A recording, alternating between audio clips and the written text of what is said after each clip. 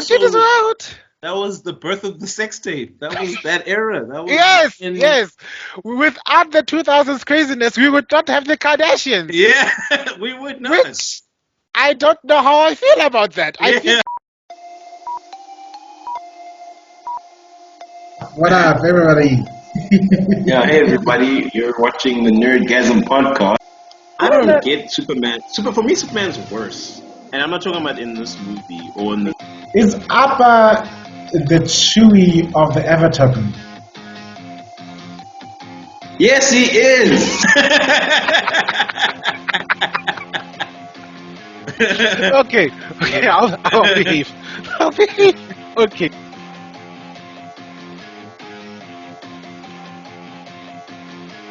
Right now, but anyway. So, what's up, guys? It's been a while. I know. It's been, I think, 2 years. It's been a minute. It's been a while. It's been a minute. Who's counting? You know, time is relative in the world of YouTube and and podcasts. This could be just your yesterday. That is true. If you literally just watched the last episode, you didn't know. You didn't know. And I hope you won't have to wait that long for the next episode. Yeah. Okay, don't worry. You won't. I'll explain. It's all my fault. The truth is, to summarize it, I almost died. Anyway, there you go. That is quite a summary. What? We need to leave. Okay, no. I'll make a personal vlog explaining what happened with that whole depressing piano music in the background. Yeah. And then the camera's slowly zooming in, and then and then of course the cover shot will be me crying because that will get all the views. Yeah. With a clickbaity heading like I almost died. Yeah, that's the picture. Yeah, right there. Yeah, that'll work. Then we'll get the streams. So anyway, I don't know what we're going to talk about on our last video. I know the last video we did was about Star Wars and how much we both had a love-hate relationship with the new Star Wars movies. I think that video aged like fine wine. Fine wine. Delicious. Like, it's like we predicted. Like Sauvignon Blanc. Yeah. I mean, thinking on Star Wars now, I honestly don't want to touch it with a 10-foot pole. I don't know what they have next, and honestly, I don't know if I talked to you about it, but when Endo showed up, and I thought, you know what, somebody better answer the call Fila is making because he fucking called it. No, I called it. Like, although criticism aside, I actually do like Andor, but the problem with Andor is it's not Star Wars. Like, I love Andor. Actually, no, I don't. I think, but it's not Star Wars. Yeah, and to your point, what I want to communicate, or rather, because there's the creativity pool has shrunk. Writers are now looking to express their writing genius in other IPs. Definitely. Because that's the only way they can express themselves. The storyline of Ender would have been a brilliant drama or a brilliant spy series. It would have been perfect, but because there's not enough margin of error for new things in this day and age in Hollywood, caveat Hollywood, it means that they need to try and express that creativity with something that's already there. So you are so right. So right. So we'll get the Endos, we'll get the which is the one that I'm very scared of right now. I know people are busy excited, but I'm scared is what's the name of that? Ahsoka. There you go. Ahsoka. I am so nervous.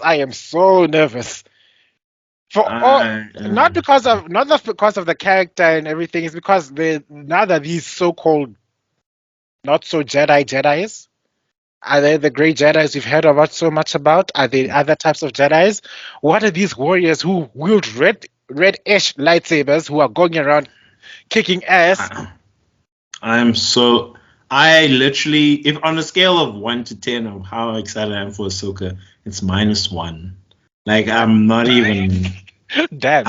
The law has contradicted itself so much. So many times. I'm not there. I don't even know if they want to call them Sith, but the people with red lightsabers. Yeah. I'm so uninterested now. It's like basically race calling now. We can't just say red is bad. It's like, oh my god, did you just profile me? Yeah, and like also like to your point about people taking their IPs and trying to string them into existing IP, basically, you get things like I know there's a new movie called The Creator that's supposed to come out soon. Mm-hmm. It's a Gareth Edwards movie, the guy who did Rogue One, and it's got Denzel Washington's son, John David Washington. Sorry, I don't want to just call him a nepotism baby, but he so happens to be. If nepotism babies, our nepotism babies are really, really that bad? They're not that bad, and also it's not a new phenomenon. They've been happening forever. But I mean, yeah, but that movie and the new Zack Snyder movie, Rebel Moon, those are all just Star Wars movies that didn't get greenlit, and other studios picked them up. Yeah. So it just keeps happening. It's that, and that's what I'm saying. In Hollywood, the creativity is stifled. But if you look elsewhere, the creativity is sort of merging or trying to diversify. Yes, definitely. Yeah. Like, for an example, if you were to look like in China. Yeah. Back in my crazy days during my off season, we'll call that period my off season. Off-season. During the off season, I ended up watching this Chinese series called Romance of the Three Kingdoms, where I kid you not, it was better written than Game of Thrones. My gosh.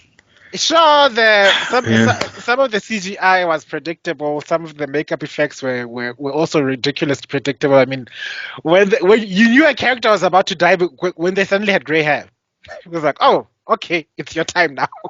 But that's not undervalued. Writing is so, what's the word? So underutilized. Yeah. Like when we're watching things now, I think as an audience, I know like when you read like critic reviews, I feel like they talk more about the political messaging of the film. Yeah. And I understand why, because that's marketing and that's how things get, picked up and conversations start. But just technical executions, setup, development, payoff, character development, those things are so lacking in so many films. And I know it's easy for people to just criticize the politics of a movie, but I think it's more important for them to criticize just the bare essentials of writing and the techniques used in it. And I think if people criticize more media in that way, I think we'd get better media or entertainment, honestly. And I also want to bring it up. Maybe we'll have a time we'll have a meeting and talk about it as well. Yeah. Where there is, I want to talk to you about the movie that everybody thought would go crazy about, of which we did. I liked it, but I didn't fall in love with it, which would be Wakanda Forever. Ooh, we need to have an episode where we talk about basically Wakanda Forever and how its impact and its dangers have influenced the African African creator, because I think that in some cases it did give us its blessings, and in some cases it did do some damage. And I think it did. Yeah. It did both those things. You're right. Yeah. Because it also highlights one of the biggest issues. Like I said, there's no character development now. And people are getting bored of the special effects. There's no that one action sequence that pops out in your head when you think of Black Panther, or when you think of what's his name, Doctor Strange. Yes, Doctor Strange. That was like such a weird character development, non-character development. Because honestly, I feel like we walked away with the same character at the beginning and at the end of that movie. Yeah. Honestly. And Shuri's character development was such a weird development for the stakes of the movie. Like, it was basically, I believe in technology and I forsake culture and in the beginning of the movie, and then at the end, I'm not actually sure what she believes in. I don't know. Oh no, she said she. I don't know. I don't want to say it. I don't want to say it because it will end up on air. It was such a weird. I'm trying to think about it now, but I really don't know what we got Okay, let me with say. Shuri. Let me say it. Let me say it. Yeah. What is basically told is for Shuri to get into her ancestral roots, she had to turn into an angry black woman and beat the shit out of the. Basically. That's what it is. That's what happened. Because it's just like, oh, I'm technology. Oh, if you save my brother, I'll be a believer. I'll convert. He dies. Fuck this belief thing. I'm gonna work on these things like that. Then suddenly, oh my god, this man killed my mom. Yeah, and it wasn't even like, because the whole thing was, it wasn't even like when she was like trying to get the Black Panther magic juice flower thing. Yes. It wasn't even like a sentimental, like, oh, okay, I'm going back to culture. Culture will kind of help me fix the problems of my country. It was just this is a convenient thing to use. I'm going to use it. Now everybody follow me. But also, why should we follow Shuri? We'll get. Let's. Okay, say, yeah. It's a snippet. We've got so much more to tell you. Trust me. We've got so much more to tell you. And please write down your comments. What did you guys think? Maybe we'll give him we'll definitely give him a read. Yeah. I go through my comments like crazy. That's one of my biggest issues. I think did I tell you that I once got a hate comment from my TikTok? Really? And at that moment, I finally realized that I'm related to every single member of my family. Because the urge to clap back was so strong. No. It was so strong, but then at the same time, I had to realize, like, who is this person? It could be an honest question. It could be. It was just a simple thing. Like, so I decided, you know what? Do what everyone else does. Ignore it. And it's like, but the part, that's when I realized. So this is what these professionals go through. This is what when the Olivia Popes are busy telling them, don't respond. This is what they're fighting. I don't know, and I'll get it because being petty is fun. Ooh. Being petty is fun, but look at that lady who played the ukulele. What is her name? Candace? No, it's not Candace. The ukulele. I wonder who plays the ukulele. Okay. I'm trying to think who. Maybe because you are worse at the social media than I am. So very much. Okay, there's this lady who used to go by the name of Miranda Sings. Okay. Used to, okay. Well, I don't know if she's still going there by that name, but I'm gonna refer to her as Miranda because that's how I remember her. Okay. It recently came out that she was sort of grooming her younger audience. Okay, not sort of. People have come forward and they've given them receipts. So the receipts are very damning of what she did. I mean, she also sent pictures of Tisha Paytas with JJ to some kids who are like 14. So she sends okay. So it's kind of spicy, and of course her legal team said, "Girl, whatever you do, you shut up." Yeah, listen to the lawyers. What she does is goes and make a video playing the ukulele, singing a song called the Toxic Gossip Train, which at some point was viral because everybody in the world was like, why? She doesn't take accountability. She doesn't apologize, which is, of course, a legal jargon. If she apologizes publicly, she will be held liable. So she can't apologize publicly up until the legal stuffs are sorted. Yeah, what she did in the first place. But so she denies it, basically, saying that she's not a groomer and anything like that, with a song. Sounds very tone deaf. Yes. Exactly. That's the exact words everybody said. Yeah. Girl, read the room. And then she goes and monetizes the song. Also, I just realized tone deaf was also double entendre. But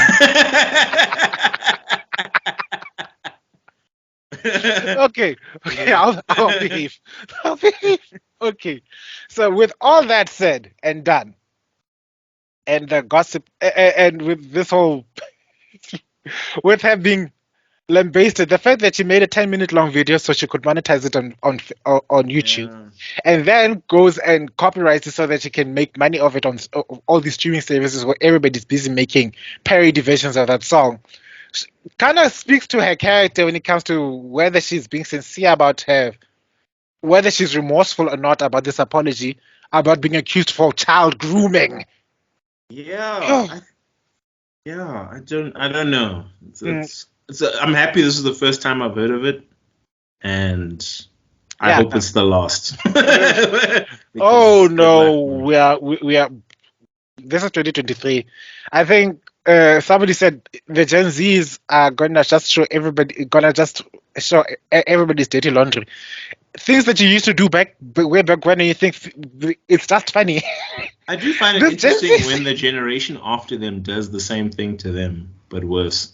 But they'll fight their battles when they get there. Of course, Gen Alpha is going to hold them accountable. It's fine. do your thing, but what makes me laugh is what tickles me is the notion that we've got people that are willing to say this was wrong back then. You can't just dismiss it just because it happened 50 years ago. You know what I mean? No, you definitely can't. Yeah, and also, like, as a millennial, the 2000s were wild. Yeah. Like, I'm thinking, like, the things that people put on the cover of magazines was wild. The things people did on daytime television. Especially, like, I'm thinking of you, Tyra Banks. Like, the things that happen on TV. Whoa, wild. I mean, we didn't have YouTube back then. We had reality. We had quote unquote reality TV, and the reality TV could be as messy and disgusting.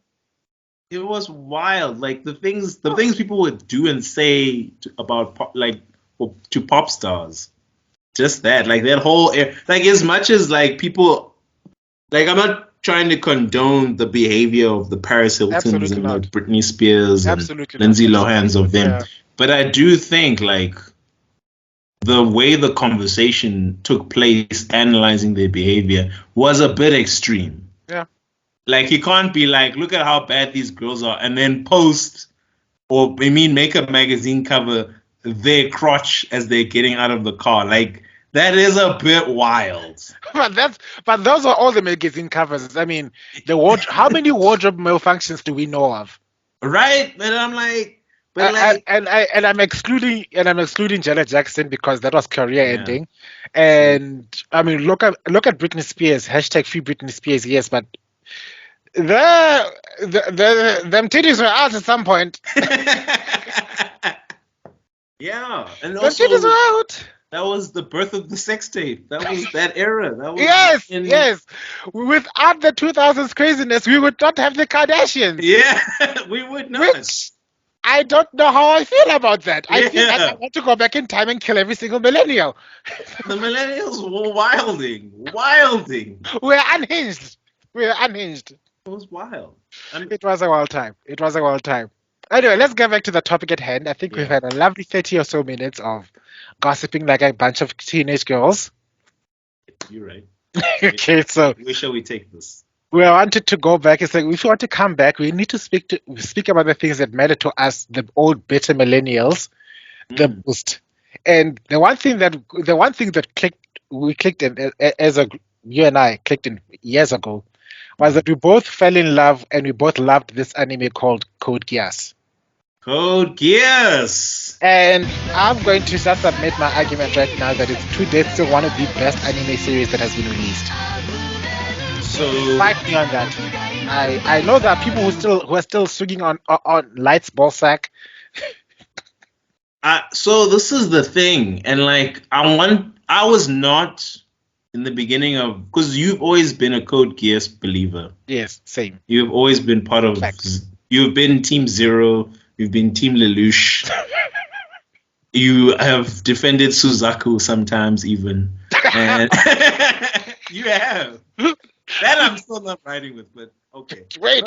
Why have I done this? No, you have. You said you said he was a complex character. You said you know what I mean? Well, I mean, it's way more complex than what we get today.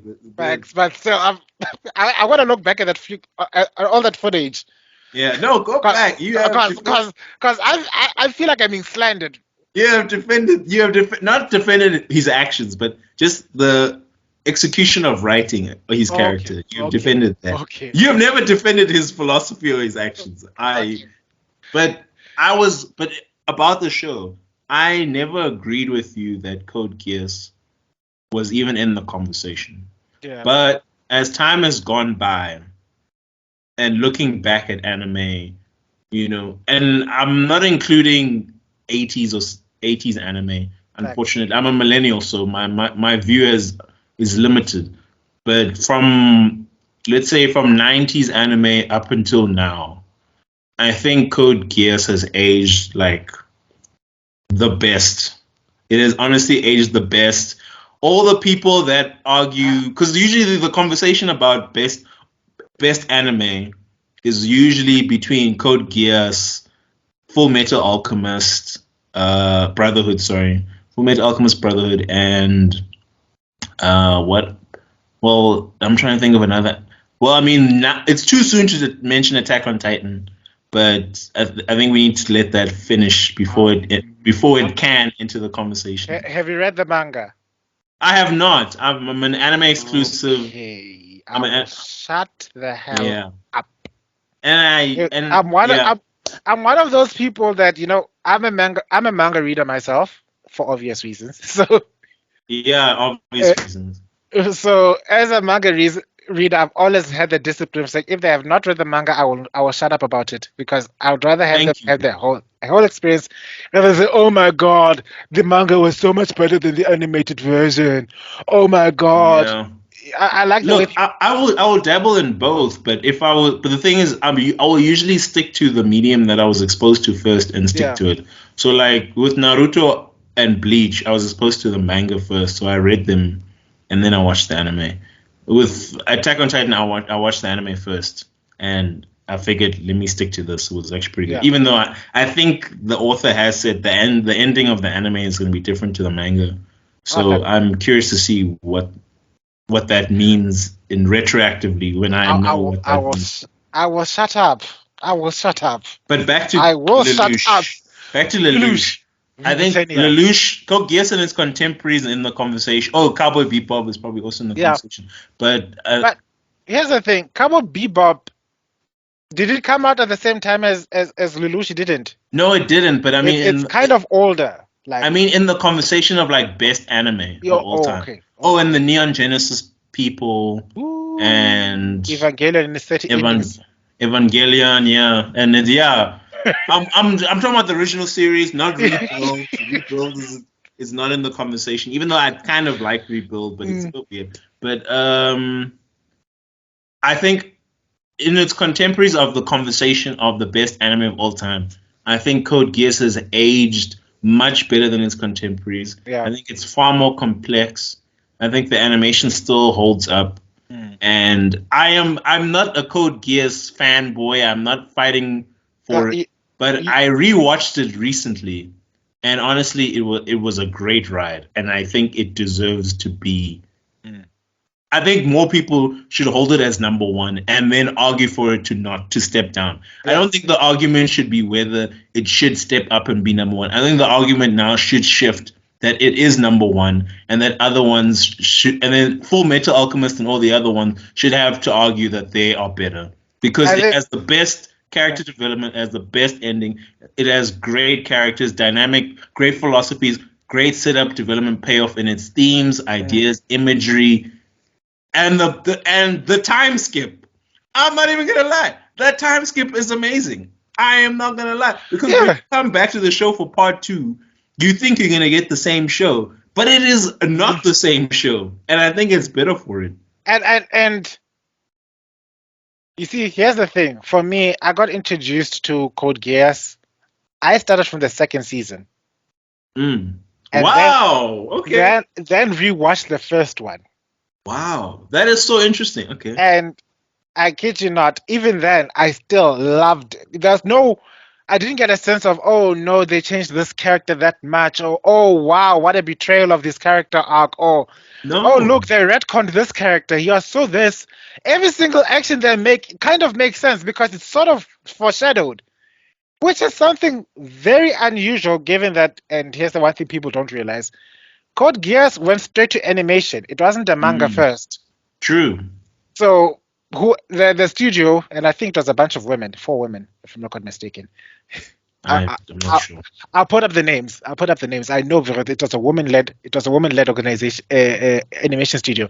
They wrote basically that whole thing, and then the mangas were spin-offs. Wow. Okay. I mean, that's great because when it's original anime, you don't usually get the best writing. I'm not gonna lie. I think the better writing usually comes from manga first to anime. But I love Code Geass, and I think it's that. I think it's that. For lack of a better term, it's that nigga. It is the one. It is. And the one thing I'd like to add to corroborate with what you just said earlier about it being the number one and everyone has to step down. I think it had the courage to do what most animes today are lacking, aren't doing, which is to give it an ending. Yeah, give it an ending. Put the end and close the suitcase and let it go. Let it go. Yes, you could make a movie here and there, and it's okay because it's a movie. People can put some dissonance to it because the Dragon Ball Z movies are not really canon, no matter how much you love it. So we can be able to straight away. Yeah, and to be frank, we're saying Code Geass Part 1 and R2. That's Code Geass. Yeah. The movies and all the Lelouch didn't die and now Lelouch is back. We're not including that. Yeah, we're not including that because they couldn't really include it because they brought him back. He had amnesia. He got his memories back.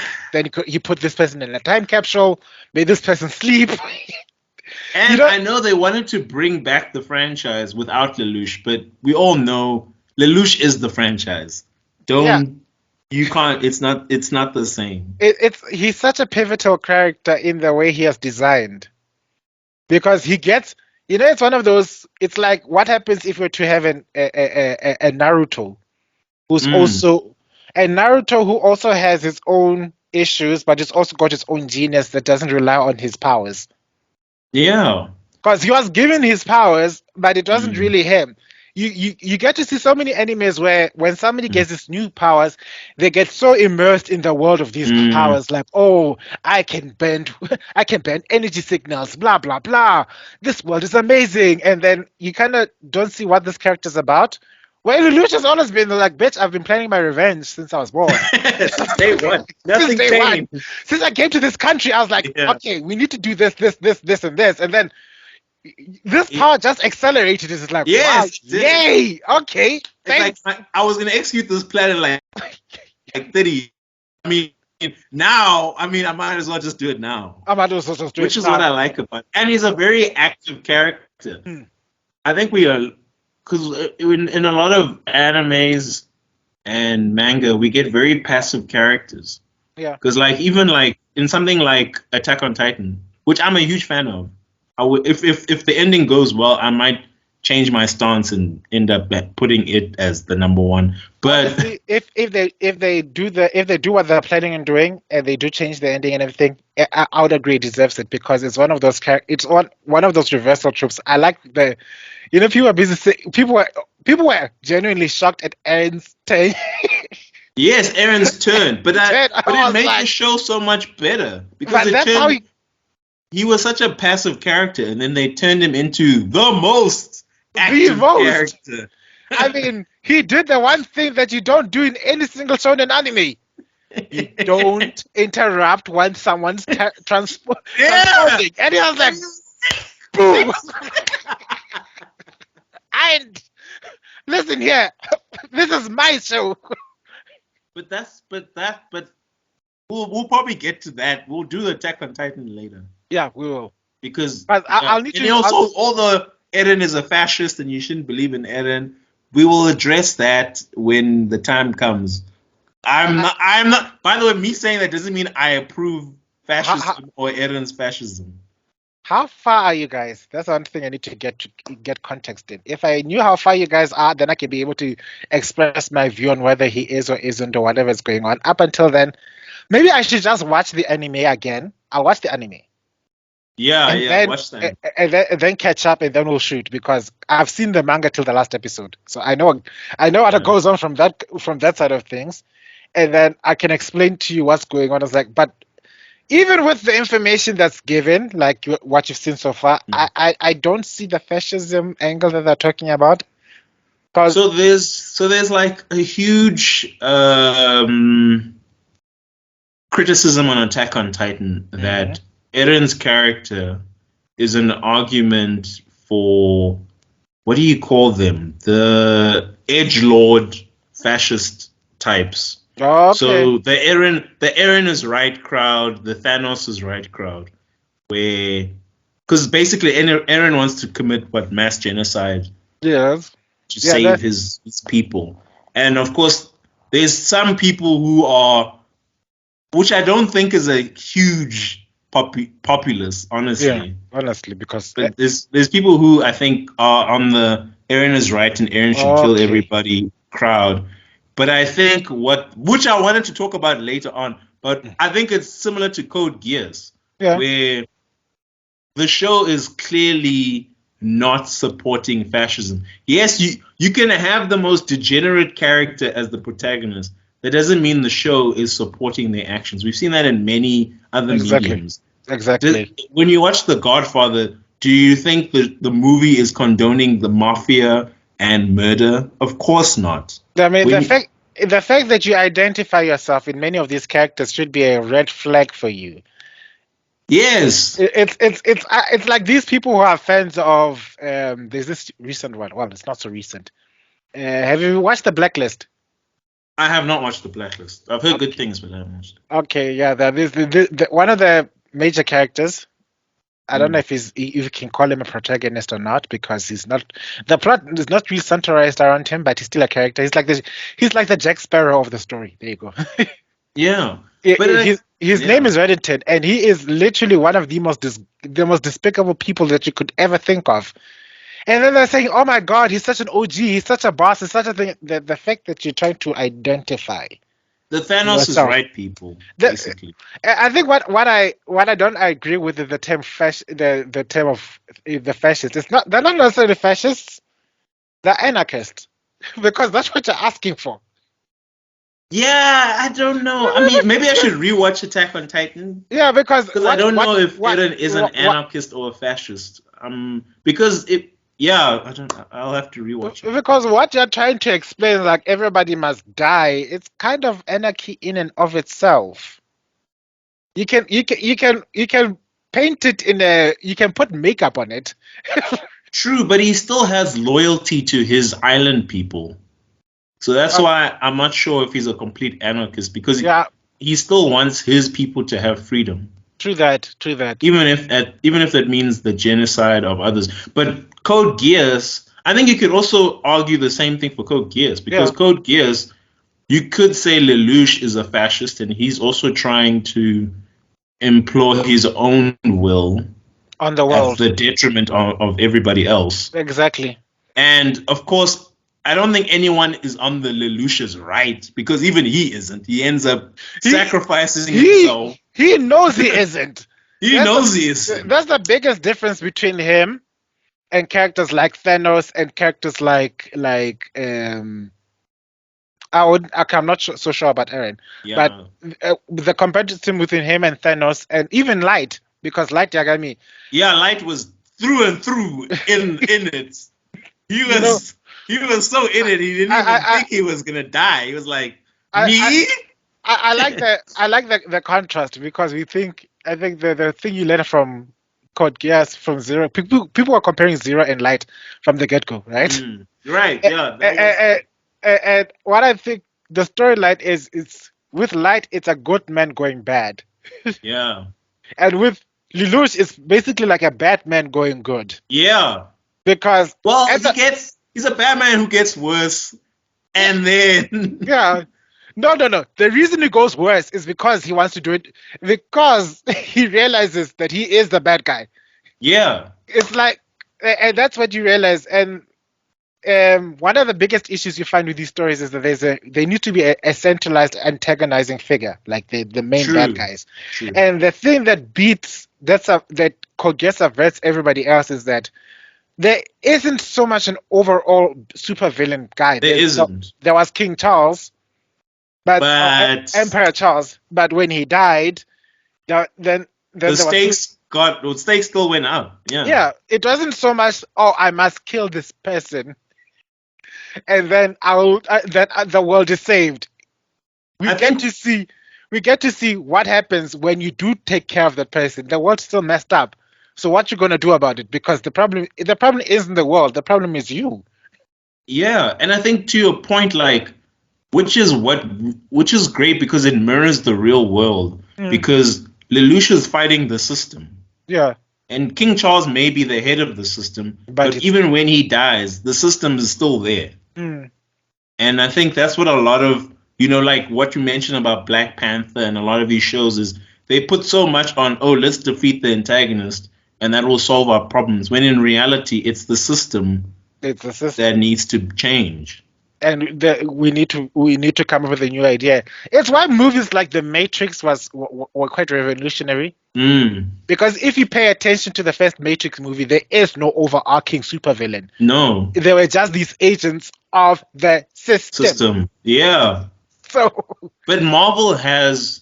I mean, this is not. I'm not trying to be a Marvel basher right now, but that's the Marvel problem. Because Marvel's problem right now is the characters wishing to revert to a status quo, which they clearly see is flawed in most of these phase 4, whatever movies, where it's, we have refugees that we have wronged, so let's kill the refugees and go back to...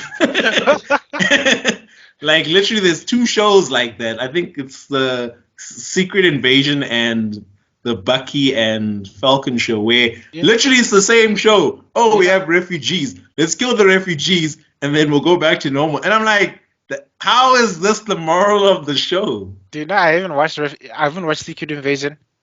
You haven't? Oh, that's fine. Because I literally just saw the intro and I'm thinking, is it worth my time? I got so many things to do. And I'm not trying to disrespect anyone because there's a lot of Black creators and actors. I'm not sure behind the scenes, but there's a lot of Black actors, and I think it seems like maybe there may be Black people behind the scenes on that show. And I think that's a good thing. But I do feel like they are constrained to the Marvel system. Yeah. And I'm not going to bash those creators because I think they were some of our best creators. But I think the constraints of Marvel is hindering them. I think what's going on, and I think that one thing that's really showing itself ugly, is that writers there are just basically means to an end. And that's why this writer strike, I am all for it. Yeah. I am 150% all for it. People are busy telling me, oh my God, AI is going to change the world and it's going to destroy us and everything. I'm not that level of doom and gloom. I'm like I've mentioned before to all these other people, I'm an eternal optimist. I will always see the good. There's always a reason for the sun to come up tomorrow morning. That's the fact. But just because there's something to look forward to doesn't mean we need to ignore the evils that we're facing in this day and age. And for writers to be pawns, basically, in this grand machine, then they're just used up and thrown aside because you can't tell me as a Black creator that you'd condone a story about having a Black man go around and kick all these refugees out of the planet. It doesn't make sense to me. And I think somebody was busy arguing like, you Fury of all the people, you. Yeah, and like, are you sure? Are you sure you're not the alien? I mean, and also, like, I understand, like, in the show, they have to obviously add extra spice to make the antagonists / refugees more, evil, but that doesn't change the fact that they're people. In fact, it actually defeats, I think, the messaging of the show, because I think the messaging of the show is probably that, I would think, is trying to humanize refugees and their plight. Yes. But the show ends up just saying, oh, they're bad people and we should kill them before they become super refugees. I don't oh goodness, don't get me going. Or the fact that they look different is the one that the less acceptable refugees. Because what are the Asgardians doing this whole time? Yeah, the Asgardians are living peacefully as refugees, right? But they look acceptable. Yeah, they do. And also, like, the thing is, I would have let this go, but you guys did it twice. Like, you did the same show twice, like, and it just so happened to have black leads. And let's not forget they also had the same issue with kind of like a Multiverse of Madness. Oh, well, that wasn't was that a refugee story?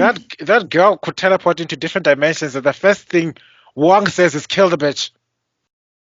Yeah, but even then, that was like she literally jumped the border, and the Asian became a Republican. Yeah, I know. I've said that before. Was a bit wild. I think I've said that before in one of our before the, what did you call it? My hiatus, my off season. No, you are right. You are all right, because Wong is weird. I'm not gonna lie. His character is very weird in that movie. It doesn't even feel like the same character that we saw in other. Yeah, because he was more relatable in the 10 Rings. Because he ends up fighting in a big stage there, and we find out that the sorcerers are also kind of working with Wakanda, having a little trade agreement. Okay, wait. Let me play devil's advocate for Wong. Okay, let me try here.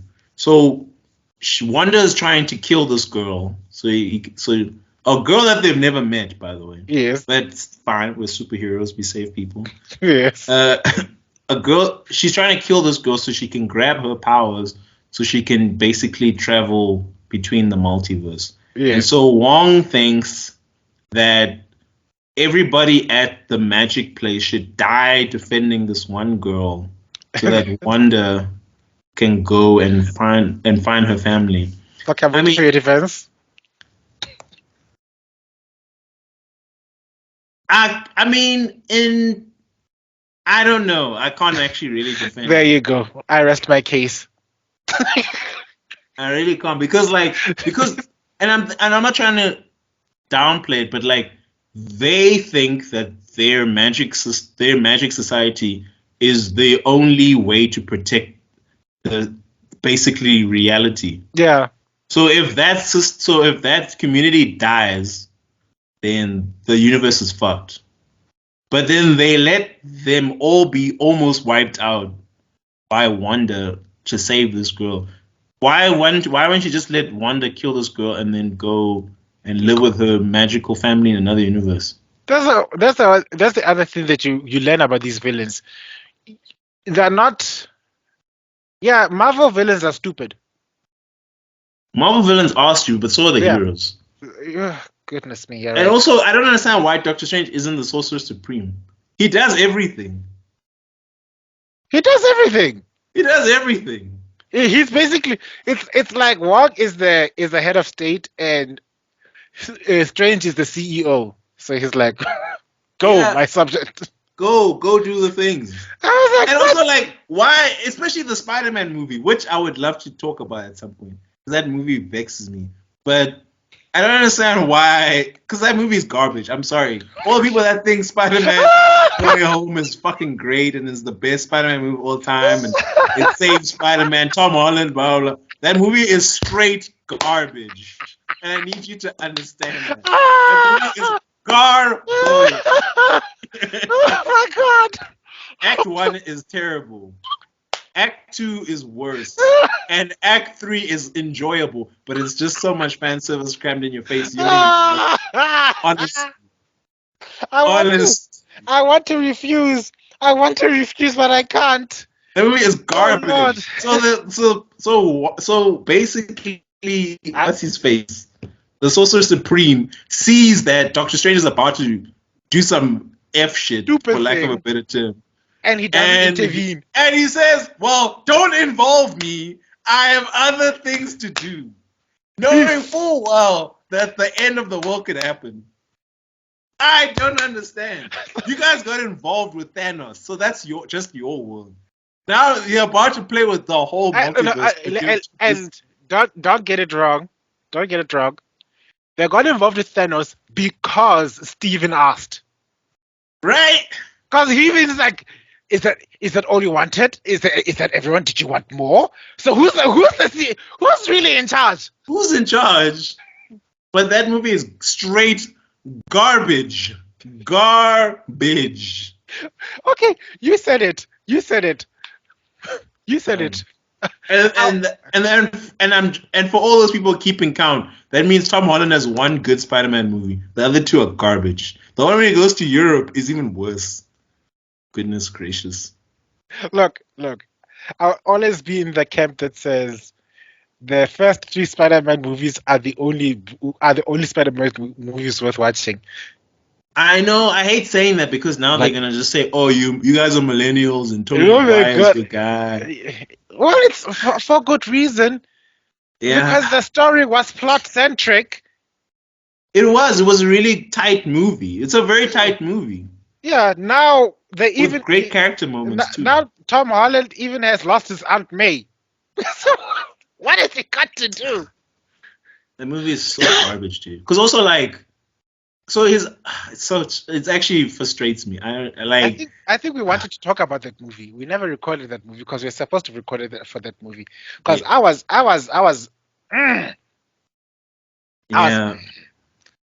Don't get me wrong. We need to talk about that. We need to talk about Invincible. We need to talk about. Invincible. Yeah, we really need to talk about Invincible because the way it's them and this one with. Is it Old Boys or whatever it's called? Oh, The Boys. Yeah. The Boys. Because the way everybody is riding on Homelander and Omni-Man's deck, and everything. Oh my God, Superman should be like this character. So I'm saying like, no, he should not. Okay, maybe those are the Thanos' right people. Yeah. Because I think because they should chill. Even I only recently got to understand what the character Superman is about. And even in my disdain about Superman was because the stories they don't write him well. I mean, I've only been exposed to the film versions of Superman, or even some television versions. I think I've never read any of his comics. I've read comics, but I've never read Superman comics because my perception of it was always he's a bit too overpowered for me to enjoy any stakes. But I'm willing to check it out. But the one thing, and this person in TikTok explained it well, the thing that makes Superman interesting is that he is a good person. Somebody with that much power choosing to rescue cats is the subversion of the trope, because the normal trope would be that man takes over the universe. I mean, that's true. That's very true. We are so jaded, eh? No, we are so in a sense of inertia because Superman is this character that will always counter to go up on the trees, that you don't see that his life is actually a criticism to the super powerful and the super rich. It's like, if you have this power, why aren't you making the world a better place? That's his message. That's why Lex Luthor, the rich billionaire, hates him, because he's there saving cats and it makes us look bad. Going into fires. Then us, the billionaires who can literally end world hunger, are now being put on blast and saying, well, what are you doing? That is so true. So Lex has to. He's desperate to find an angle to make sure that Superman looks like an evil bastard. Because so long as he's doing that, he will always be the exception. He'll always be the thing that says you guys are actually doing it for yourselves. You're not doing it for us. That's so true. I mean, I think in that sense, that probably is the reason why Superman is more interesting when he's against Lex Luthor. Because if he's fighting an alien, Yes. Like if he's fighting like a Lobo or even a Dark Side, then it just becomes like a Dragon Ball Z fight. It just becomes whose fist is stronger. But the philosophical battle is more interesting in that regard. And yes, for those who are in shock, I did just defend Superman. I'm sure there's someone who's going to be writing in the comments, or somebody's going to be messaging me on WhatsApp, or somebody's going to message on TikTok, or someone's gonna even call me gonna say, "Did you just defend Superman?" And I'm thinking, yeah, I just did. Because I don't know, but like, I understand the appeal of Superman. You've actually eloquently said it very well. Yeah. But isn't there other medium that just does it a bit better? Like, Of for course example, like X-Men. X-Men does. I think I was in a podcast a couple of weeks ago. We're explaining the thing about X-Men and how it's the message is about hope versus fear. Where both parts of the equation are true. And fear, more often than not, fear impacts us more to act than hope does. But it doesn't mean the person who speaks for hope is wrong. And that would be Xavier over Magneto. It's long complicated. But yes, there are other mediums that are doing a far better job. But it doesn't take away from Clark's actual story. And that's what's missing. True. People are not telling Clark's actual story. They're busy telling a spaceship from outer space containing General Zod, who's going to terraform Earth, and now Henry Cavill, who to this date I'm still he's still the best Superman for me, because for obvious reasons. He just looks great. Oh my God, he's literally the most handsome man on Earth. Yeah, he probably is. It's not fair. And then to make things worse, he's a geek just like us. I mean, he spends time working on his PC. He plays Warhammer 40K. He watches Lord of the Rings. Yeah, shout out to Henry Cavill, man. He has become the king of the nerds. I don't know how he did it, but yeah, he did it, man. I appreciate that, but I'm also thinking it's making things worse for you guys, because how many ladies are gonna go looking for nerds, expecting a Henry Cavill, and then they look at you? I know. Sorry, ladies. We'll go to the gym and we'll read his workout. Yeah, unfortunately, there's only one Henry Cavill. No, but even then, I guess he is Superman. You know, he's an unobtainable goal that we can all strive for. I don't know. Yes. All my hope. Unless you all end up looking like Henry Cavill, you're not nerdy enough, all right? So go in there and hit the gym and go for your power walks and work on your arcane magic. I don't care what you need to do. The end goal is to be as handsome as he is. I don't know if you've seen it. Have you watched Arcane? I have not watched Arcane. Oh man, we should give it a watch, and we should definitely talk about it. Actually, here's a good question. Three things you would recommend right now that people should watch, that you think that you would give your seal of approval. Do you understand what I'm saying? I'm an old, bitter, jaded millennial. No, it's fine. I'm literally just thinking back in my past, going in my nostalgia feels. I've literally, people are busy coming up to me with like, have you watched this one with Gilgamesh and everything? I was like, no, that, first of all, the character design for Gilgamesh and the character design for King Alexander should be reversed. Yeah, no, I get you. Gilgamesh was a hairy, smelly bastard of a king. And if you go according to the history, that is, and Alexander was a pretty boy. Look at his statues. Yeah. So that's the first thing that is off-putting. Then let's see. Okay, I'm gonna try and be objective. I'm gonna try and be objective and say what to watch. Three things. What that we can watch in this day and age, or it might even be three. Let's say three different mediums. You can pick a movie, an anime, a manga, maybe. Just three things. Okay, I'm gonna go. First of all, if you have the data and you've got the time, and you have the means to get this thing legally. Oh yeah, hopefully Crunchyroll maybe. I don't know. Crunchyroll or any of these other things. Watch Romance of the Three Kingdoms, because that is one of the best written recent Chinese productions that I've seen. It's in Chinese. You need to get your subtitles. It's familiar, yet it's also diverted from the original source material of the Three Kingdoms arc. Yeah. But if you got blue balled by Game of Thrones, I kid you not, if you watch Romance of the Three Kingdoms, you'll have your catharsis. Because it's unlike Game of Thrones, where it was pandering to say, okay, here's the ending you want, but you're gonna subvert it. That one, you see telltale signs of the subversion from a while ago. It doesn't end in a happy ending for everyone. It's oh yay!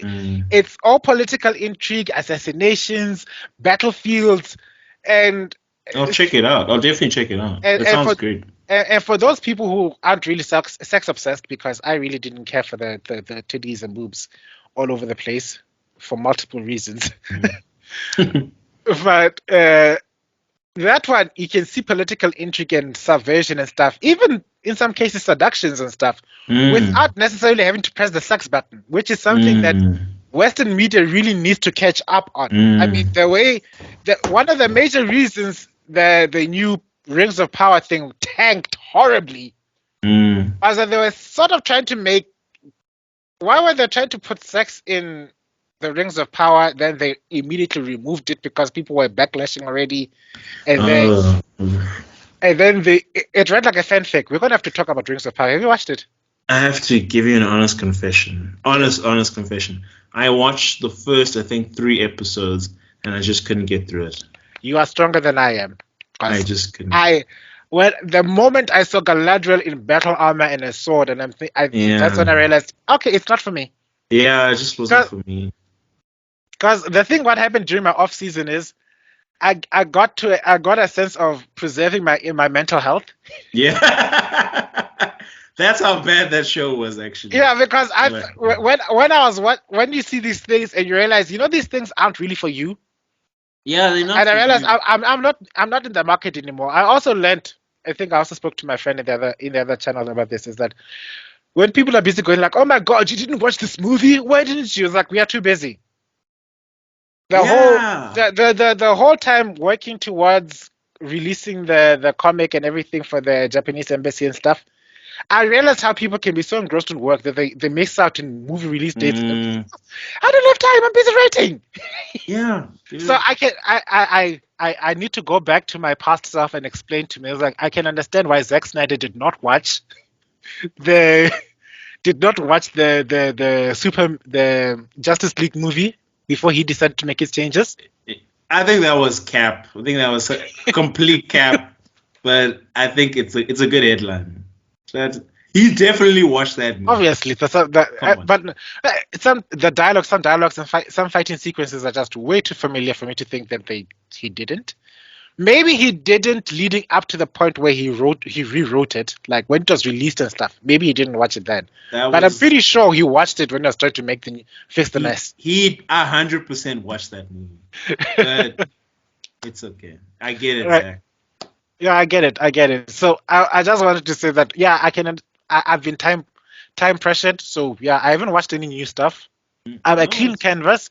Maybe I can get some guys some guys in the comments can write down something that we should watch. Yeah. But okay, so the first one would be Romance of the Three Kingdoms, because I really enjoyed that one. I submerged myself. I loved certain characters. I hated others. Maybe if you watched it, you can talk about it. And oh yeah, the other thing that happened is I really got into K-dramas. Oh really? Yeah. Okay. Because the Business Proposal was out on Netflix, and I binged the whole thing. I think we watched it with my friend. We spent it like a whole entire weekend. It's one of those few times where I could actually laugh in a continuous. I think the K-drama humor tickles me. I think because it's not. it's. I think because I have this thing that I suffer from third person embarrassment, or whatever they call it. No, I get you. It's like just an awkward feeling. Yeah, secondhand embarrassment really gets me going. Literally to this day, when something embarrassing is about to happen on television, I close my eyes as if I'm about to watch porn. It's like, woo, this is me all the time. Show a battlefield, show the first 5 minutes of Saving Private Ryan. I'm like, Yeah. Something embarrassing, I cringe and I hide myself. Everybody knows that everybody laughs at me about that. So, and K-dramas love to poke fun at that a lot. I don't know a lot about them, but So they are all the rave right now, though. yeah, Like like you cannot go to Netflix without seeing a K-drama on the top 10. some of them are worth watching. Some of them are really not, because once you watch a couple of them, they become really formulaic. Okay. And that's the one criticism that you could have about them. But the ones I enjoyed, it was, like I said, The Business Proposal and Mystic Papa Bar. So those were the few shows, ironically, from Asia. I'm I'm sick and tired of Western media. Yeah, no, I think Western media has had a little bit of an uptick. It wasn't a bit of a rut. A rut. Yeah. I think there've been a few decent things that have come out. Like this is obviously happening post the Barbie Oppenheimer Oh God. craze that's happening right now. But there's some decent stuff in there. Yeah. If I could suggest, I think I only have one suggestion though. Mm-hmm. Just one. I would recommend watching the new zombie anime. It's called Zom 100. Okay. I think it's got a full title thing, Zom 100. 100 things to do before I turn to a zombie or something. It is basically about a guy who works for a commercial marketing agency production company, and he is being exploited by his workers, and basically he hates his life, he hates his job. Everything is just the worst of the worst, and he finds salvation in the zombie apocalypse. Wow. And I think there's two versions of it. You can watch the live action movie, all Japanese, on Netflix, or you can watch the anime. Choose your sources. Wait, it's time for the intermission. Excuse me. We at Hala Corporation do not condone piracy in any form. We are a legitimate company for legitimate people. Back at you. Yeah. And I would say, I don't want to give away too much, but the pilot episode has some amazing animation, some amazing editing, amazing lighting, shot selection. I think the rest of the show, like all anime, the pilot episode has the most, work on it. And then the quality of the animation and the editing kind of slips a little bit, but I expect it to pick up again in later episodes. Which brings me to the next point about Code Geass. The quality didn't slip. Yeah, the quality doesn't slip. It gets better. But you do see a difference between part 1 and part 2. Part 2 is like, whoa. Yeah, it's like a new car. You're like, whoa. The boobs and titties everywhere, I noticed. Because now take for somebody who watched season 2, where it was made for the more commercial market, and then watch season 1, I'm thinking, are those? Oh dear, why are your boobs all over the place? Yeah. And then of course, that one girl that we hate the much, Nina. Nina's busy doing things to herself because of. Yeah, because of. I hate Nina. Nina is the fascist, by the way. For people who are like out here trying to figure out if there's any fascists on the British side, Nina is the fascist. I'm going to say it. I'm gonna say it now because I said it before. I hate Nina more than I hate Suzaku. Dude, I agree. She is the character I hate the most. And she makes it to the end. Does she survive? I can't remember. Of course she survives. She survives with an existential crisis because she nuked Tokyo. And she's like, oh no, I killed everyone. Oh my god. And Suzaki thinks, oh look, this woman's gonna have an existential. She's gonna have a crisis. Let me console her. And the only solution he thinks of is basically congratulating her. It's like, yes, bitch, you killed them. You're going to win this war. It's just like what the fuck? Yo, I don't give Suzaku a lot of praise, but I do like badass Suzaku. I really like, because like whiny Suzaku in season 1 and trying to figure out and blah blah blah. Like I get it, But I like Suzaku because he's like, yo, I'm only here for two things.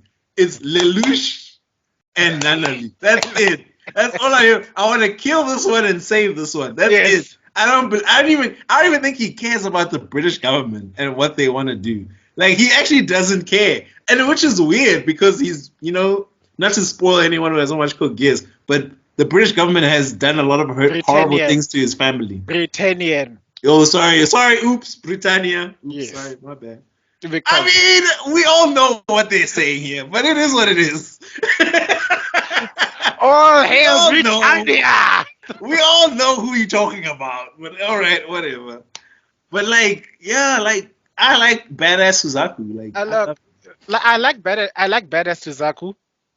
I like what I like about Suzaku, which is a few things, is that I don't know. Yeah, no, that's the only thing I like. Like when he's in the battlefield, his tunnel vision. That's the only thing I like about him. Yeah. Also, what I do like about Code Geass is like the typical let's write a smart character. Yeah. Like too many shows just tell you this is a smart character, therefore he's smart. He's a genius. He's a genius. Oh my god, he's the prodigy. He's the one. He's so smart. But I mean, at least in Code Geass, yes, they do give you the fluff of Lelouch is smart, but they actually show more than tell. They show more than tell. They also show that he's not smart enough to win any situation. He does fuck up. Yeah, he does. In season 1, C2 or CC, I don't know which one do you call him. She warned him and said, "Don't go to the battlefield. Euphemia, not Euphemia. Cordelia is a far different princess than Clark. Yeah. And she is a different mission altogether. You're not gonna get the same results." He goes there. He almost gets caught. That's what. Yeah, you're right. He does. Yeah. So he loses. He learns from his mistake. And I don't buy this thing.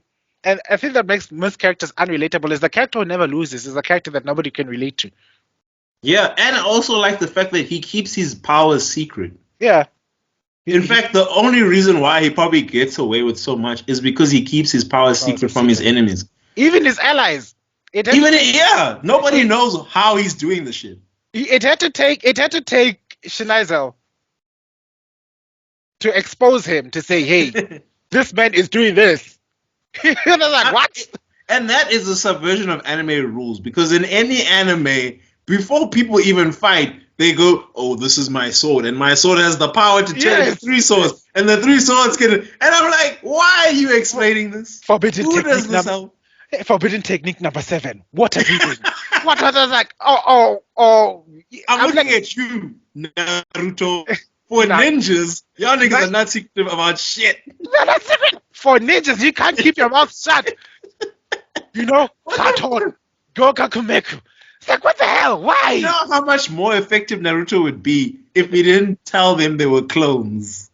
Imagine if you're like, which one? What's going on? Who's this guy? What's that guy? What's going on?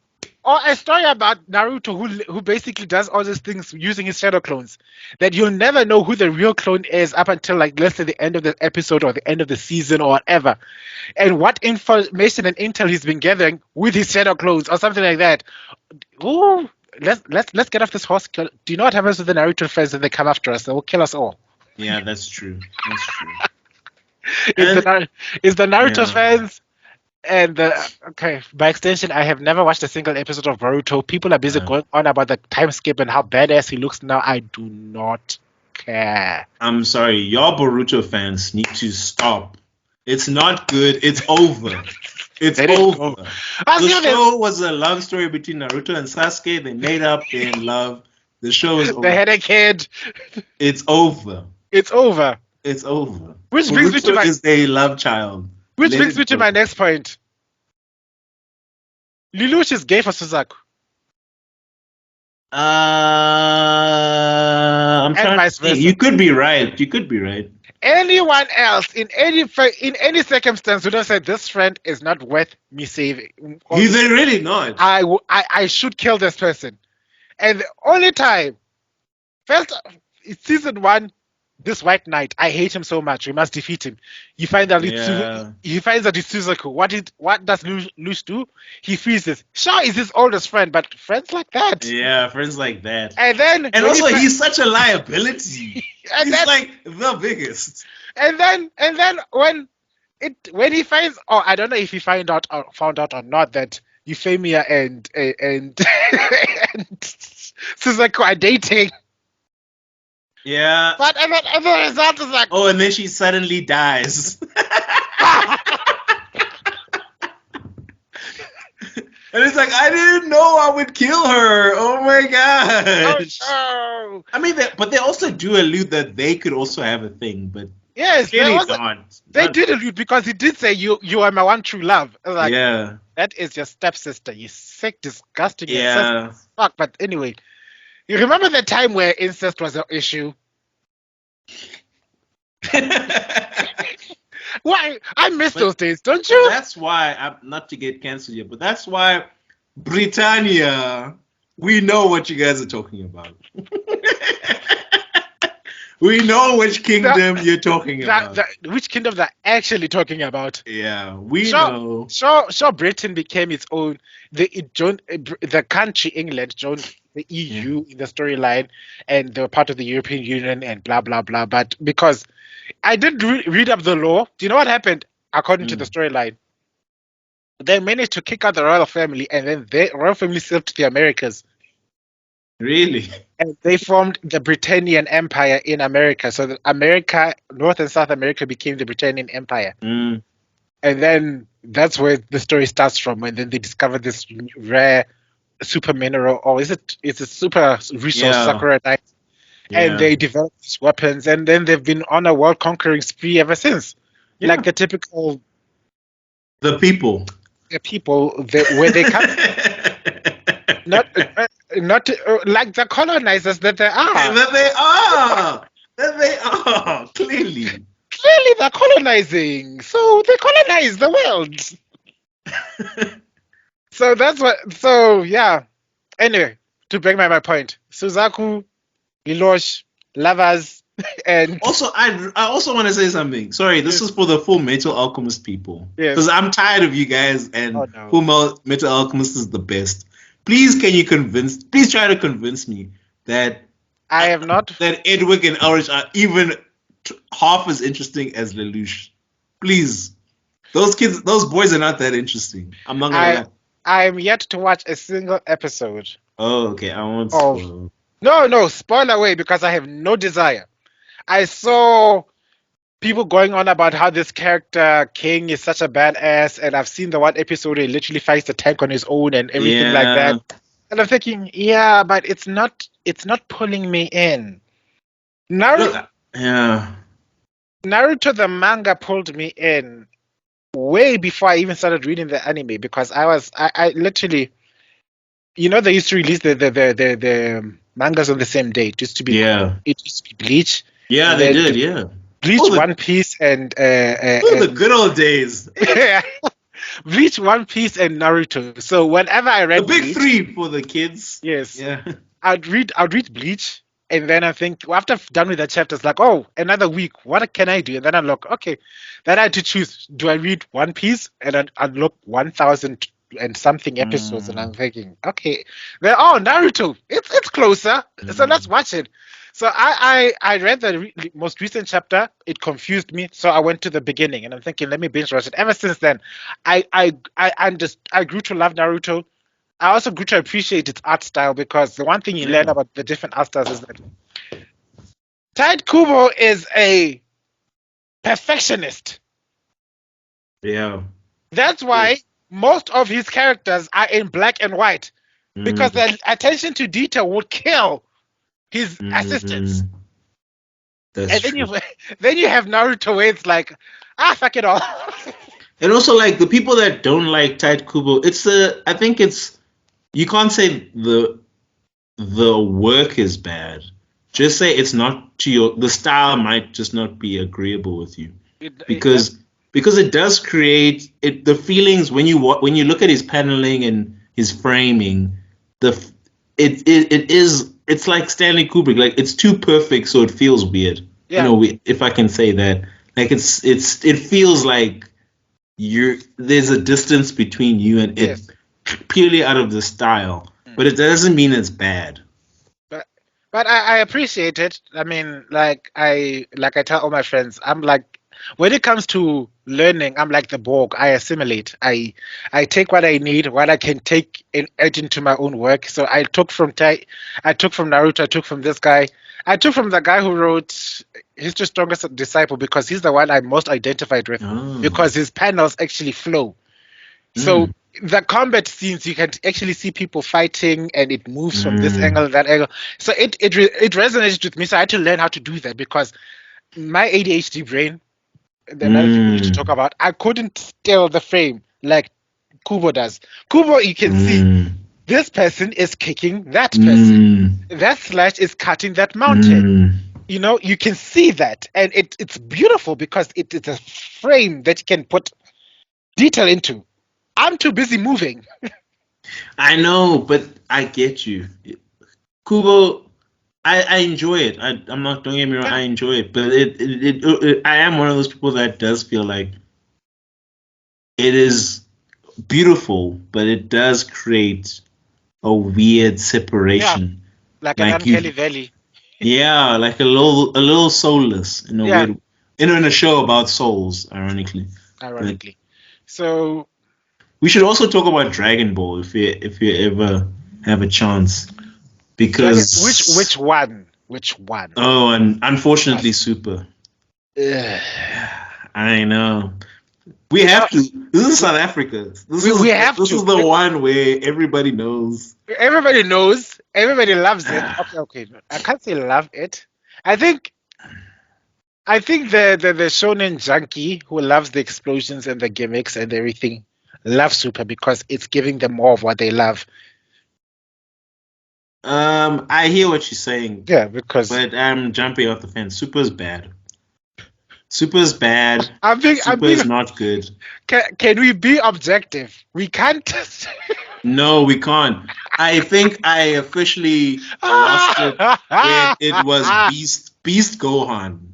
That's when I was officially like, okay. Oh wow! It took you that long? It took me a long. No, I was out for the ride. Then I respect your candor. I jumped off the boat the moment Jiren stepped in. When Jiren stepped, I went whoop. Because even though Zamasu is the most dumbest villain they have ever written in the history of villain writing, he had the W. He could have taken the W at any moment. No, he's Zamasu is one of those. I think somebody explained it quite well. He's the ultimate embodiment of the child who, when you're busy playing at the playground, who keeps inventing new things because when he starts to lose.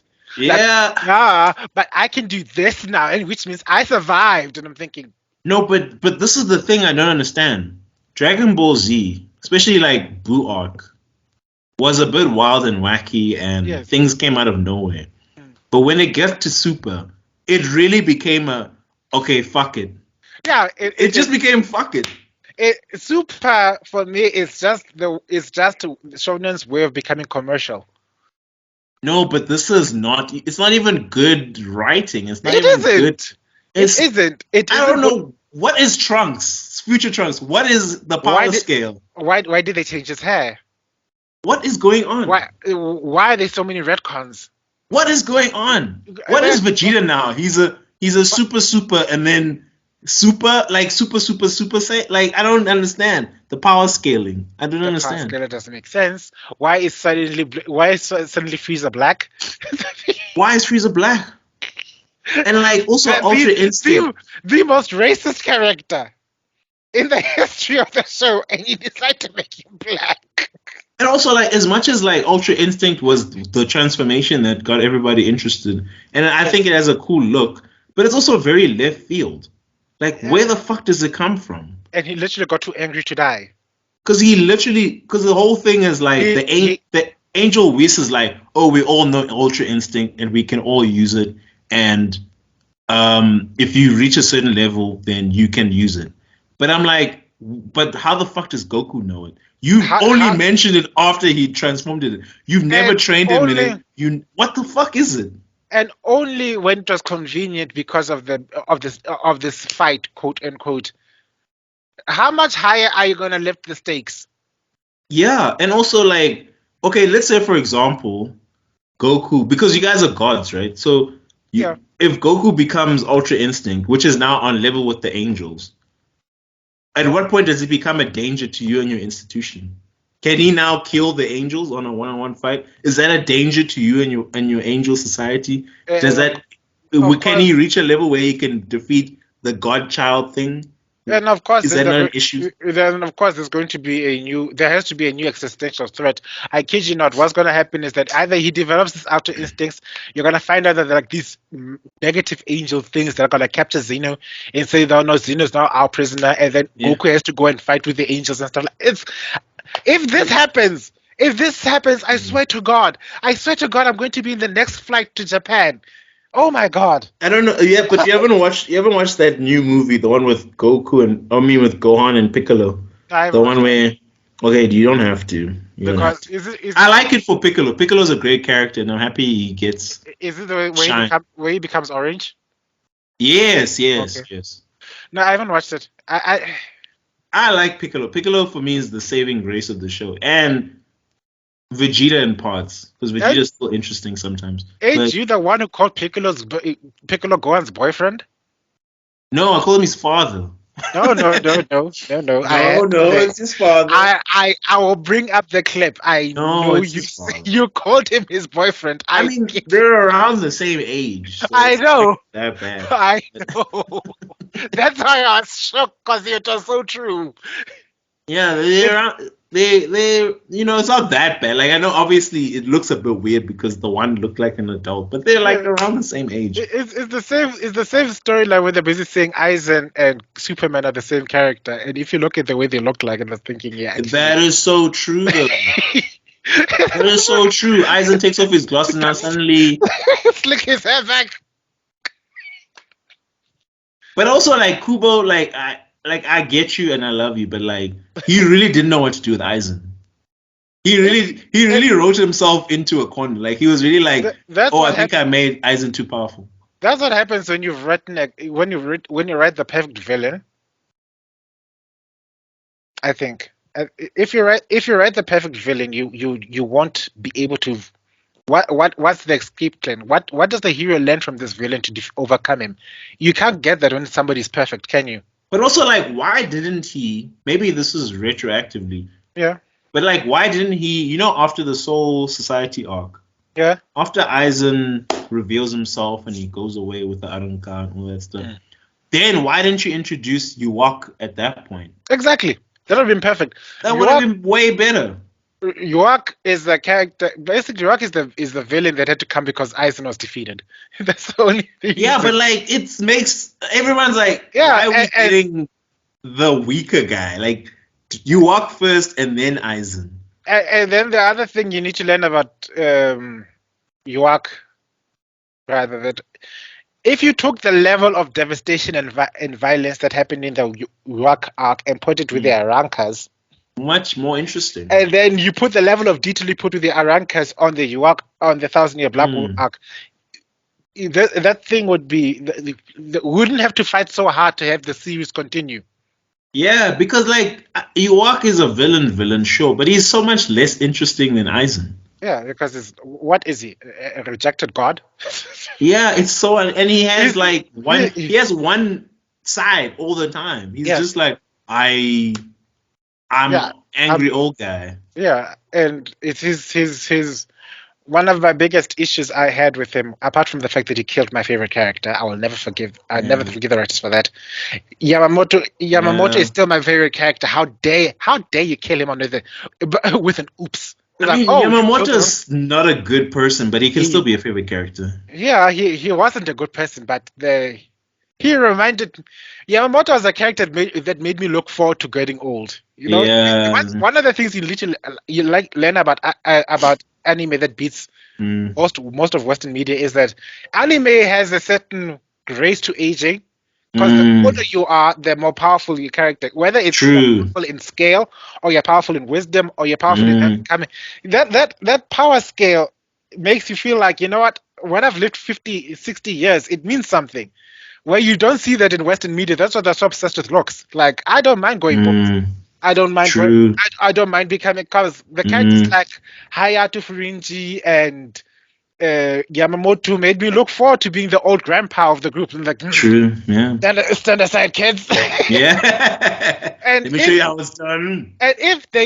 And I can get that they had to kill him off. I understand that. But if they killed him off in a more respectful manner, like saying, you know what, I'm passing the baton to the next generation, would feel that impact a lot more than, whoops.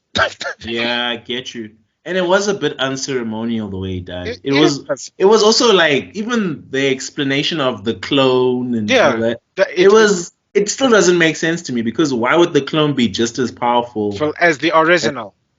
Anyway, I wanted to ask one last question about CODE GEASS specifically.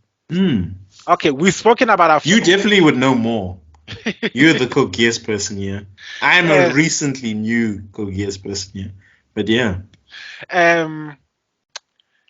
We've spoken about our least, our most hated characters, because yes, there's Nina, who takes the cake, right? Because I hate her. I hate the way she's the real fascist of the group. No, I hate her. I hate her filthy guts. Like, oh god, just run off the cliff. And she openly says racist things all the time. She's the one character that would literally be saying the N-word. Yeah. With a hard R. Because you know when they're busy saying, you know, the 1111 is like is like a slur to represent this group of people who got annexed at 11, because that's one of the things you learn about CODE GEASS, is that whenever they conquer a new area, they're designated area 11, 12, 13, 14. So people from Japan were designated area 11, so they were referred to as 11s, which is like a slur. And she went on, she pressed on that button hard. She was like, even though she's seeming all innocent, oh no, the 11s are coming. 11, and then she makes a damn nuclear weapon. Wait, but what was your question? Who are your favorite characters apart from Lelouch? Because Lelouch, I'm gonna go on a limb here. I'm gonna both agree that Lelouch is our favorite character in this entire thing. Am I correct? Or am I lying? No, you're right. It's by a long shot. Lelouch is definitely my favorite character. So apart from Lelouch, who are your favorite characters? Let's say your top 3 apart from Lelouch. I know. I'm gonna have weird choices. These are not popular choices. My choices are weird. Because my favorite characters are characters that I think contribute something a little bit different to the show.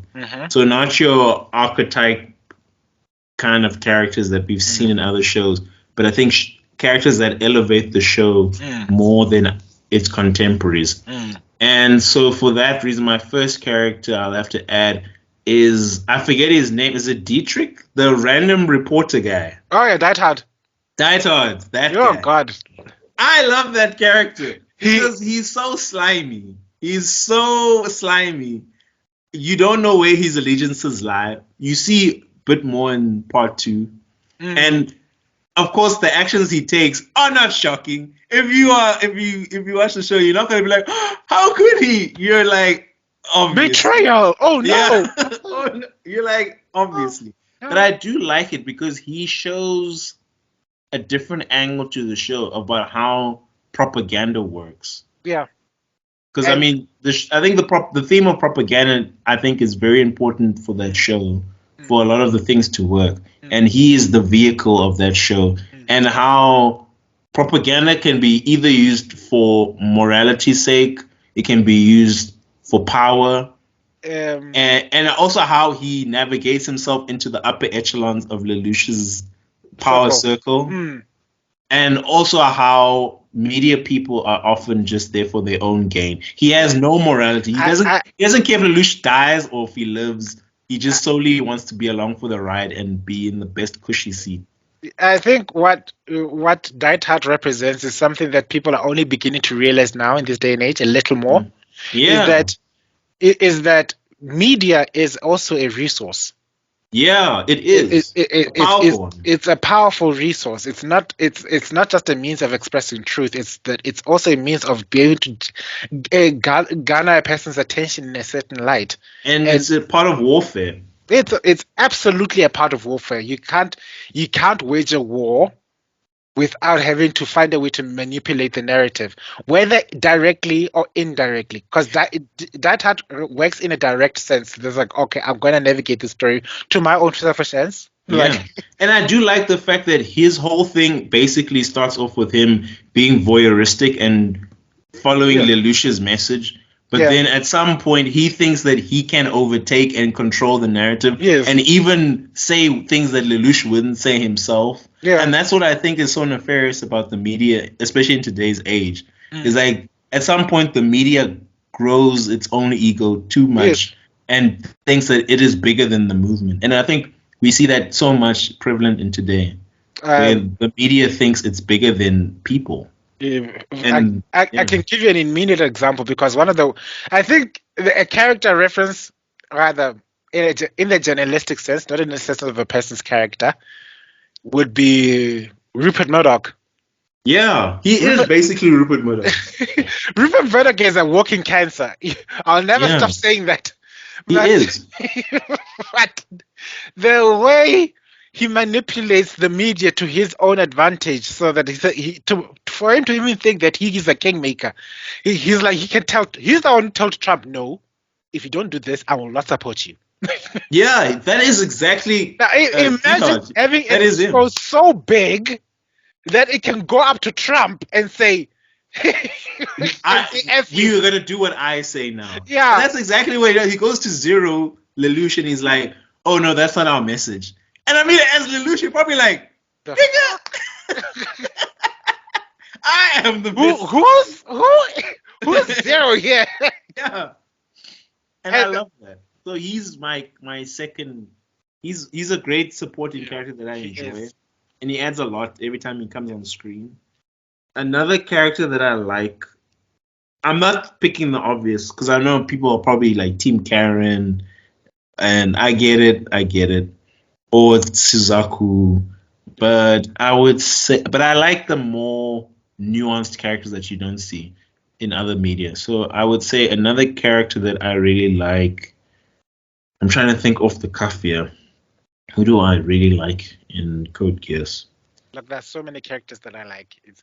I know it's not even a fair question because we've got characters that, like that. Every single character in some way or another have their own subplot, and that's testament to how written. Like Ogi is in love with this woman who turns out to be a super spy. I know. I'm even forgetting his Rolo. I mean, he was pretty cool. Roller is basically a weapon that learned to that also fell in love with Lelouch. Basically. But Lelouch is taken, bitch. He's like, listen here, I'm Suzaku's man. I'm not gonna cheat him with anyone. I know. No, I'm your brother, and that's how it ends. You're just a tool. You hear me, bitch? I think the character I'm gonna go with is,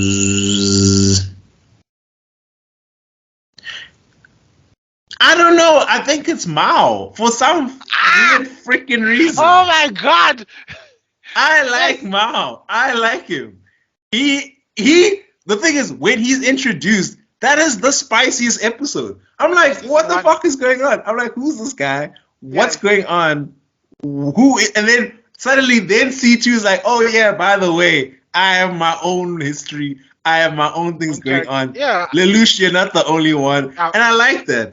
Because, of course, I'm like, why? Of course, Lelouch is not the only Geass user. Yeah. And I like the fact that his whole thing is basically a weird lover boy revenge thing. And I like it. It throws it's like the show becomes a different show for like an episode when he's introduced. And I like that. I thought it was cool. I think it was there for 2 episodes. Yeah, he's there for 2. Yeah. Yeah, because it's the game, and then he survives, and then he comes back. And what I appreciate about, for me, he was the highlight for season 1. Yeah, he is the highlight for season 1.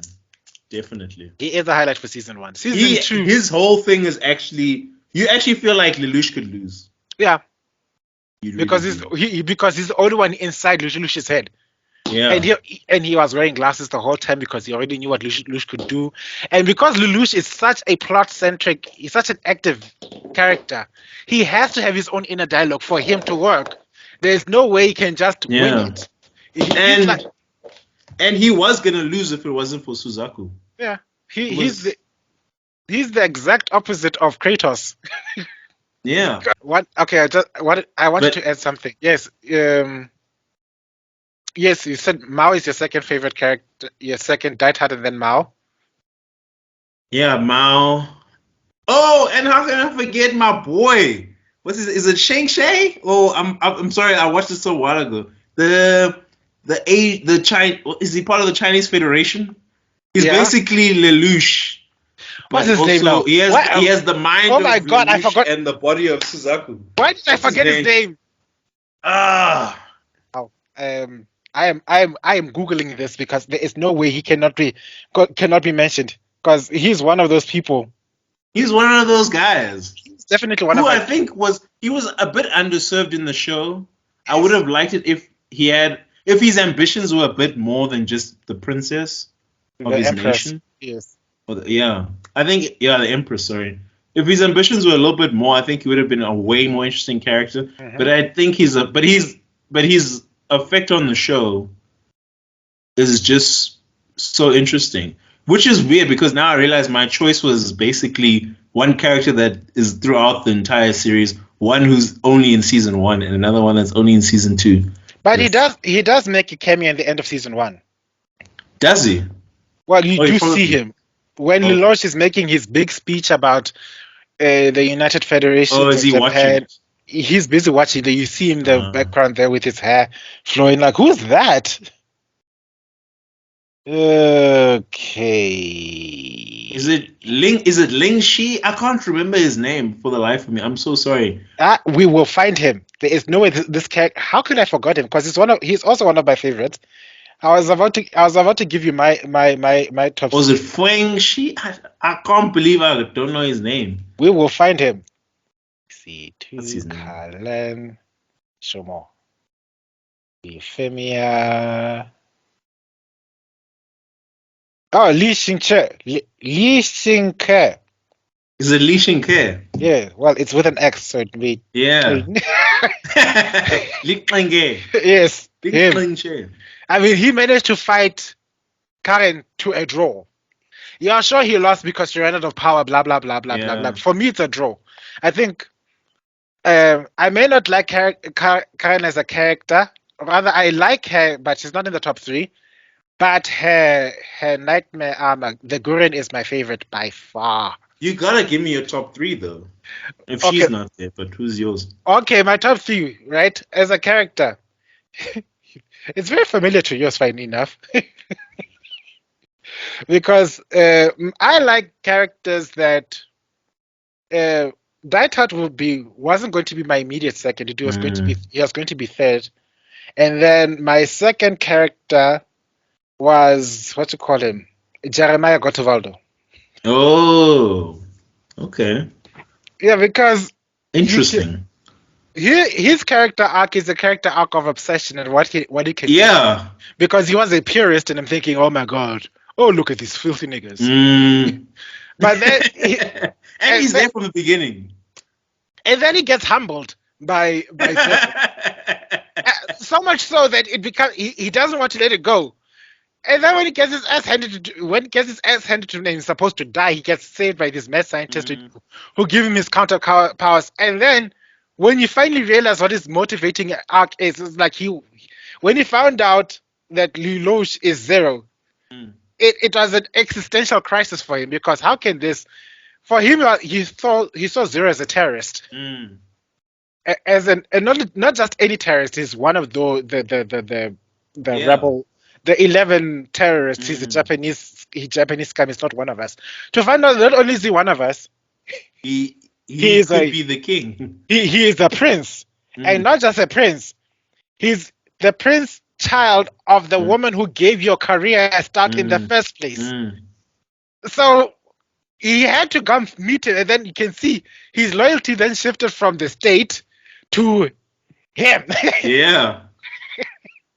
Which is one of those things that amuse me the most because he's the first character that hailed Lelouch as His Majesty.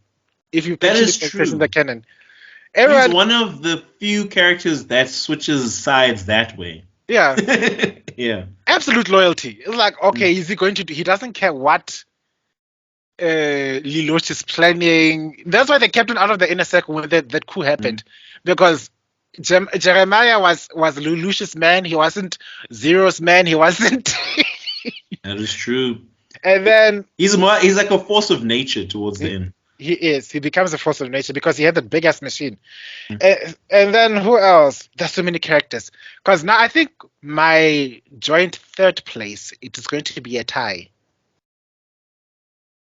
Forgive me for being a cop out, but it has to be a tie. No, it's fine. Because we've got Lloyd, the mad scientist. Oh, I was thinking of Lloyd too, but yeah. And then there's also Rakshata. He's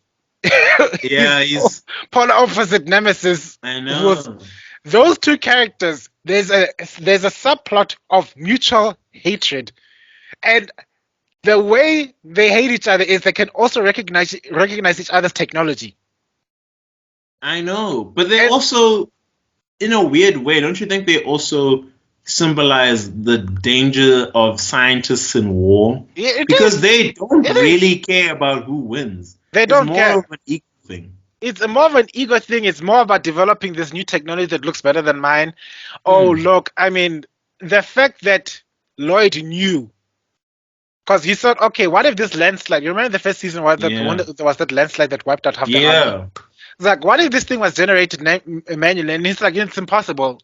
The person to do that would have to have Rakshata's radiation wave technology. He knew that technology existed because it's made from his contemporaries. And then we've got the Gurren versus the Lancelot armor battle. And ultimately, and I know some people might have issues. I don't know how hardcore fans are there, but ultimately Lloyd won because he got the Gurren. That's true. And then he developed it to Generation 9, and then he had to develop the Lancelot armor to Generation 9 to compensate. So he's the one he ultimately won the war, the arms race. No, he did. So, I mean, he also does show a little bit of guilt every now and then. Yeah. So he's not a one-note character of like, I'm a mad scientist. Yeah. So he is interesting in that way. He's not he also shows compassion. He does care about Suzaku. I don't know why. He does. He does show he does show concern, even though he doesn't really care about his wife. He does show some sort of concern that this woman is supposed to be marrying. He does. Because he's supposed to marry the headmistress of the school. Yeah, and he also seems to lean towards, I might be wrong, maybe it's his relationship with Suzaku, but he does lean towards I'm not a racist, but I'm in a racist society, so it is what it is. It is what it is. Yeah. And he's the one who gave Suzaku his first chances. Imagine it's like even in the narrative, there are always the white folks that do give black people a chance, even in the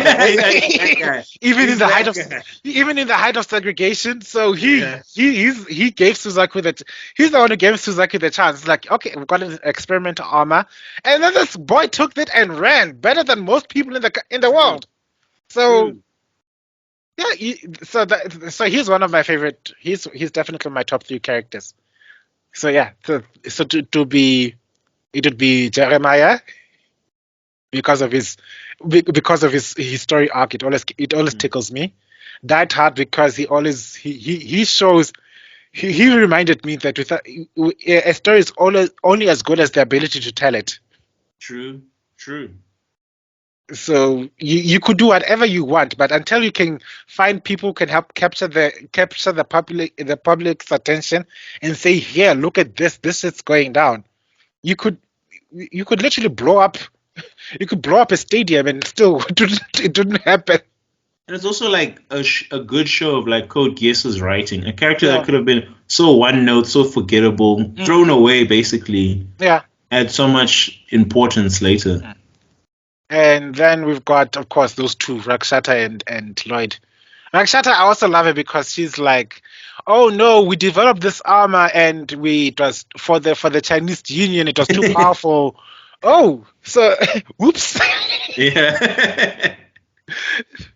And I also like the way that it's also so they also reversed engineered it. I'll take it back because the armor that Lelouch stole with the flight technology, it was originally Lloyd's. And then Rakshata reverse engineered it. It was from the Gawain, the Gawain armor.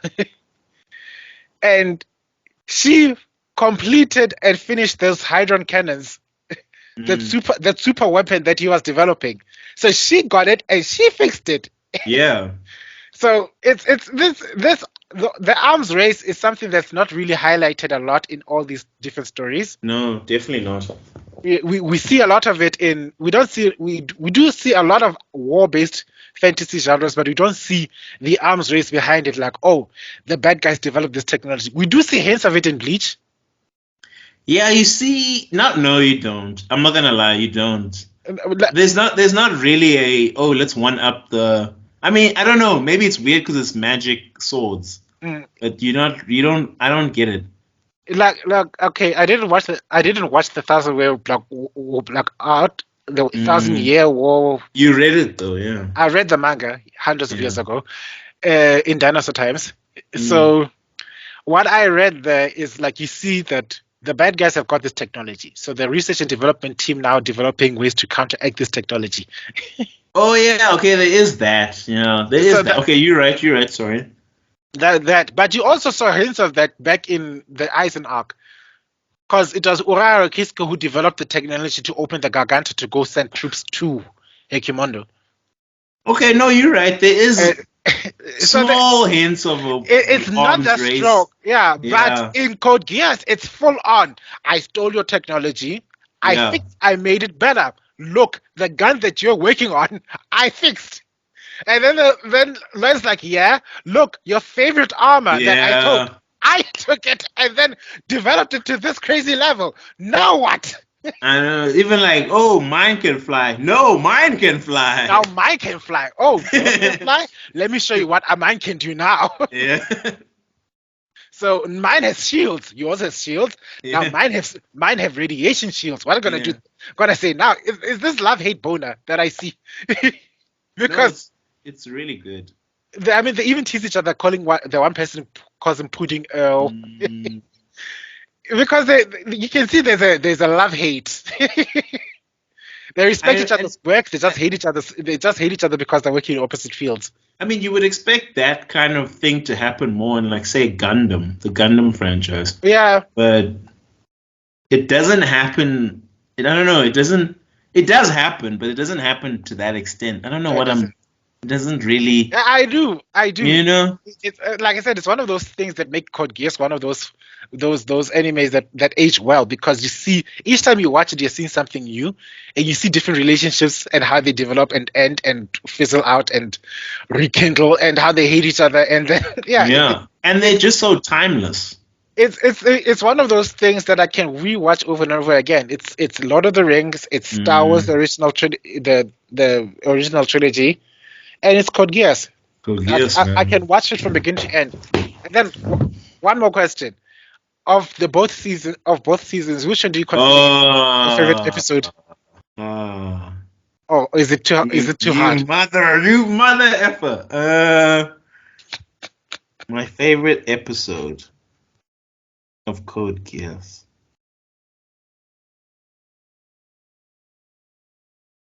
That's so hard.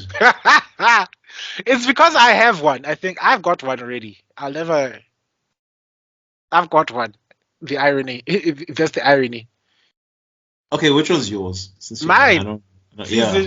Season 2, episode 18 is by far my favorite episode. Wait, what happens in episode 18? It's the episode where Lelouch goes to attack Tokyo for the second time. Oh. that episode is 27 minutes long, but it feels like an entire movie. It is one of the best scripted, best directed, best shot angled episodes in the history of anime. I kid you not, because every single subplot is reaching its crescendo at that point. So all the is that when? Yes, it's when Suzaku nukes the city. I mean, that's when he kind of loses his shit. Yeah, even then, you see that it's not entirely his fault. It's also a build-up of certain elements. We know Suzaku was suffering his own little depression demon. We know that he's been wanting to die. True. And when the Gurren, that's super powerful and is about to kill him, is about to land the finishing blow. So I call it Lelouch's Adderall or his Prozac kicks in. You're like, you will not die. Yeah. That's what Prozac is for the depressed, isn't it? No, it is. You're right. It's his Valium. It hits in. It's like, oh shit, I'm not gonna die today, bitch. And even then, that's such good writing. Yeah. To have, because you literally put him in a constant inner conflict. Yeah. Thing. I guess for Lelouch, it's probably just Nunnally. It's not as excellent as just Nunnally. If Nunnally wasn't a part of the show, his internal conflict is gone, and his internal he could have just won it. As much, and I know people hate. Some people did hate on Nunnally because he's the most useless character. I'm one of those people. Not gonna lie. There's a reason why she's not on my list. But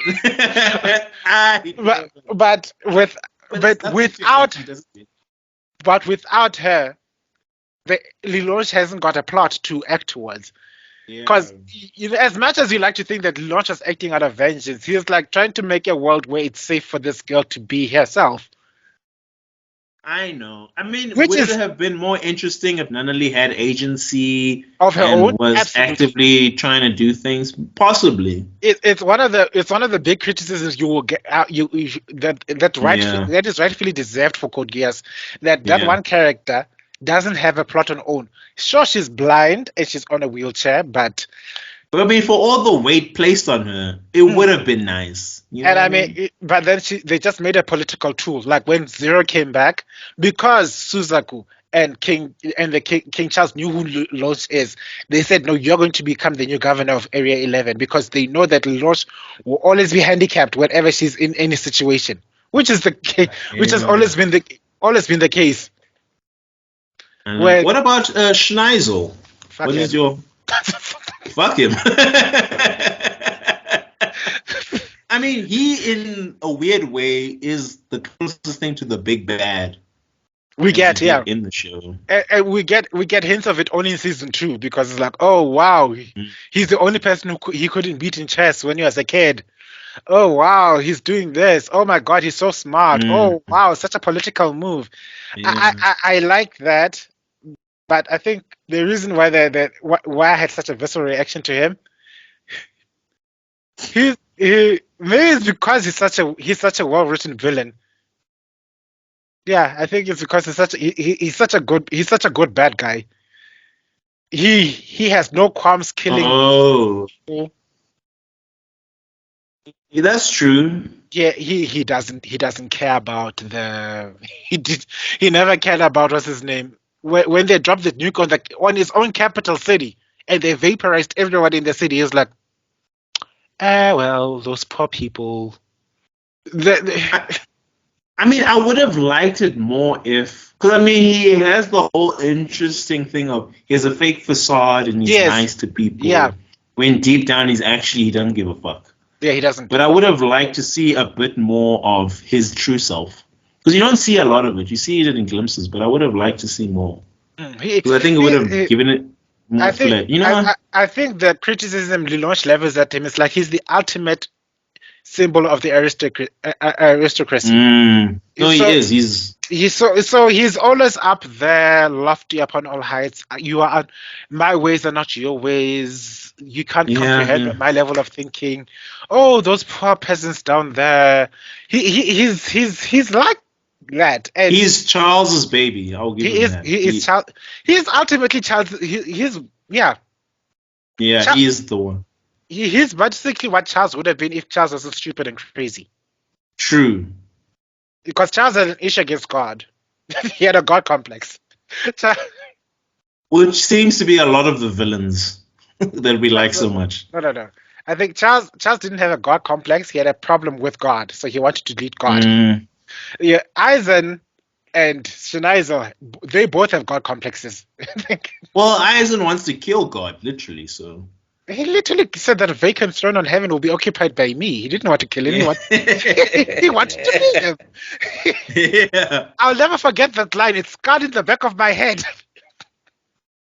So, Schneider represents that whole I'm a perfect being above your understanding shit, and that annoys the heck out of me. Yeah, so I think the reason he is a good villain. But but it's not my favorite character. Another great thing about Code Geass, I have to say, is the economy in which it uses its episodes. Yeah. I mean, I think it's 50 episodes. In 50 episodes, you get such a wide scope of characters, wide scope of events, a whole entire world building, a giant world. You know everything that's happening in all the regions. And I have to say, you don't get that in Death Note. I'm first comparing it to Death Note because that's like the one show people compares it to. And I mean, in Death Note, it's really just Japan. Let's be honest. It's not really like you don't see Asia. I think the one other thing you could criticize Code Geass about is that they don't really focus on Africa. Yeah, they don't focus on Africa. I get that. But it's okay. It's okay. You know what I mean? It's also Avatar: The Last Airbender doesn't have Africa anywhere. So yeah. Why should we try and insert ourselves in that world? It doesn't make sense. So yeah, it's okay. But like for like other shows like Naruto, One Piece, all these other shows, I'm just saying like the reason, and it adds to why the greatness of the show stands up, is get to the things, man. Pacing. Yeah. Pacing. Exactly. That's what I'm thinking. That the person who directed the episodes and everything, they need a freaking Oscar, man, because wow, is it so decently paced? There are different scenes when Lelouch is having an existential crisis and is feeling depressed. They're not gonna rush through that episode because it's not relevant to the plot. It is. So you go through that uncomfortable quiet scenes where he gets slapped by Karen, and then Guru comes and talks to him, and while they're busy, while Suzaku is about to destroy them, he finally appears at the last minute because he gets his act together. We are going to get that. We are going to go through that, but it doesn't feel rushed. And at the same time, it doesn't feel like it's drawn out. It's like, yeah, no. The pacing is perfect. I mean, we even have a whole drug dealing and drug epidemic subplot. And the whole drug epidemic subplot. People are high out of their minds.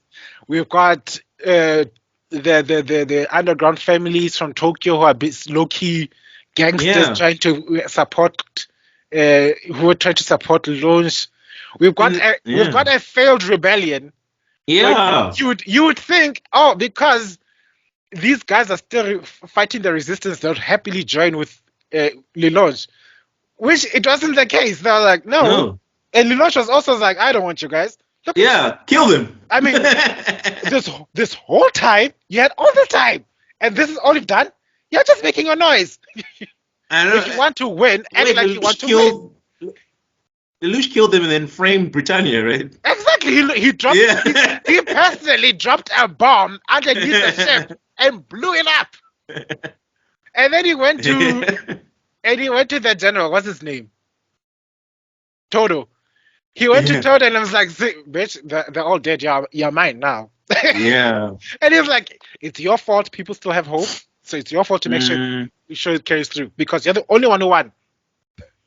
That's true. So, Oh man, ew, shout out to CODE GEASS, man. Yeah, no. CODE GEASS is still the goat. It's the goat for me. Honest to God. And if you guys disagree, please say what you think. No. You see, What? I will clap back. If there are any haters, I will substantiate my claims. No, I mean you don't like criticizing CODE GEASS isn't an argument. Oh no, it isn't. Bring forth an example for which one you think is better and why. I think that's If good you're enough. if you're going to argue with me and tell me why, for an example, Full Metal Alchemist is better than Code Geass, I need the receipts. I mean, if the Code Geass did in 50 episodes what took Naruto hundreds.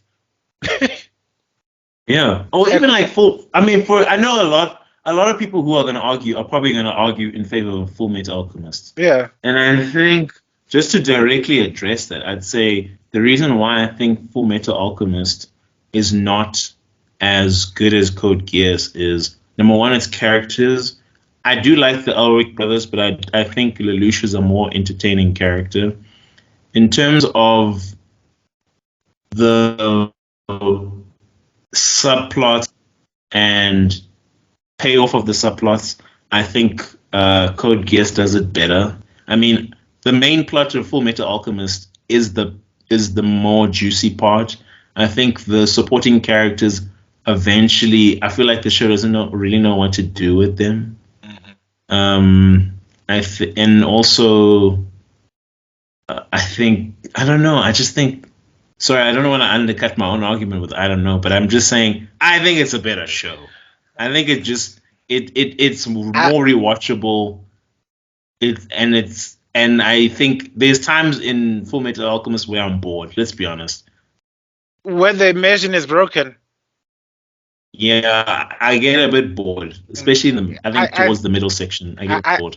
I think that's the one thing that differentiates between what I'm seeing today and what I enjoy the most in Code Geass. In Code Geass, I can be immersed in that world and I can stay immersed. Where in today's work, there'll be something so glaringly cringy that will pull me right out, and I'm thinking, oh no. I mean, yeah, and that's my biggest issue with what's coming up today. My biggest argument right now is that anime has become commercial. That is so true. It's never been as commercial. Yeah, there was a world before where anime used to be the exception to the rules because we used to view things like Western media was basically the commercial stuff that never ends, and then we've got anime, which is a story that completes and comes to an ending. And now we are having, because the anime industry has become so big in Japan and all the neighboring states. I'm not going to call names. Now they want to. Now they're going to want to. They're desperately fighting to retain their IP, just like the Western media is, and that's why we're watching. That's why we've got stories like Goku, who's now reaching Super Saiyan 5 million with Ultra Instinct spiced here, and we've got Vegeta, who, for all intents and purposes, used to be a villain. And suddenly became a good person just for shits and giggles because he married Bulma. I'm trying to figure out, and then of course we've got because everybody liked Broly so much, we're gonna put Broly as gonna make Broly canon now, and the only way to do that is to retcon his character development and retcon the whole movie, of which I love more than this new Broly movie. I will always be an old Broly fan, and. Yeah, you can come at me. Yes, I know this Broly, quote unquote, is stronger, but by so doing, you've retconned so many character arcs. I mean, Goku. We never cared about Goku's mom. I don't know why they suddenly needed to put him in the whole thing. I could go on and on about how they're not selling an IP, which means they're selling a product, which means they're going to make new character designs so that they can still sell merchandising, because that's how they're going to make money. And that's basically what we find ourselves in the Western media now. You can't end a story that's beloved like that, because the IP, when the story is over, people will buy the people will buy the merchandise, and then the merchandise flag will die out. No, you're absolutely right. I think Dragon Ball is definitely the worst offender. Mm-hmm. There's other IP that are much worse that are also quite bad. But Boruto. I mean, I think they're gonna do it to Bleach as well now. They are. Yeah, I think Ichigo's child will also get his own show. He will, and oh God. Who knows, Luffy? I don't know what's gonna happen with Luffy at the end of all of this, but I definitely think One Piece is gonna have some version. Oh, okay. Did you see the whole? Did you see how everybody's losing their shit about Gear 5? Yeah. It's like the world is divided in two. There's the one half of the world that says, "Oh my God, it's the most epic thing I've ever seen. Not since Goku transformed into Super Saiyan." Yeah, I know. Oh my God! And then the other people's like, "This is just Looney Tunes." Yeah, this is Looney Tunes mixed with Ultra Instinct. Exactly.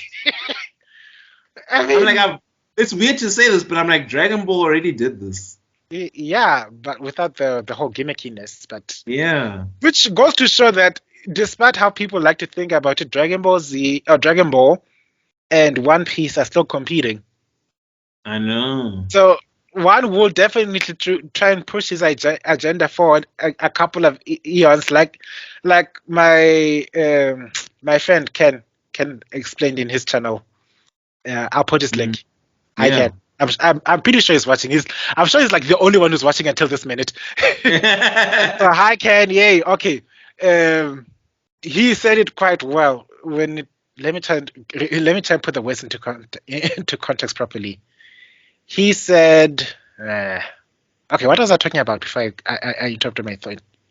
We were talking about Luffy transformation. Oh, okay, yes. He was saying how Marvel and DC, even though they're in the same space, they are competing to the point where, because Marvel knows where DC is going, it will literally subvert and release the idea before they do.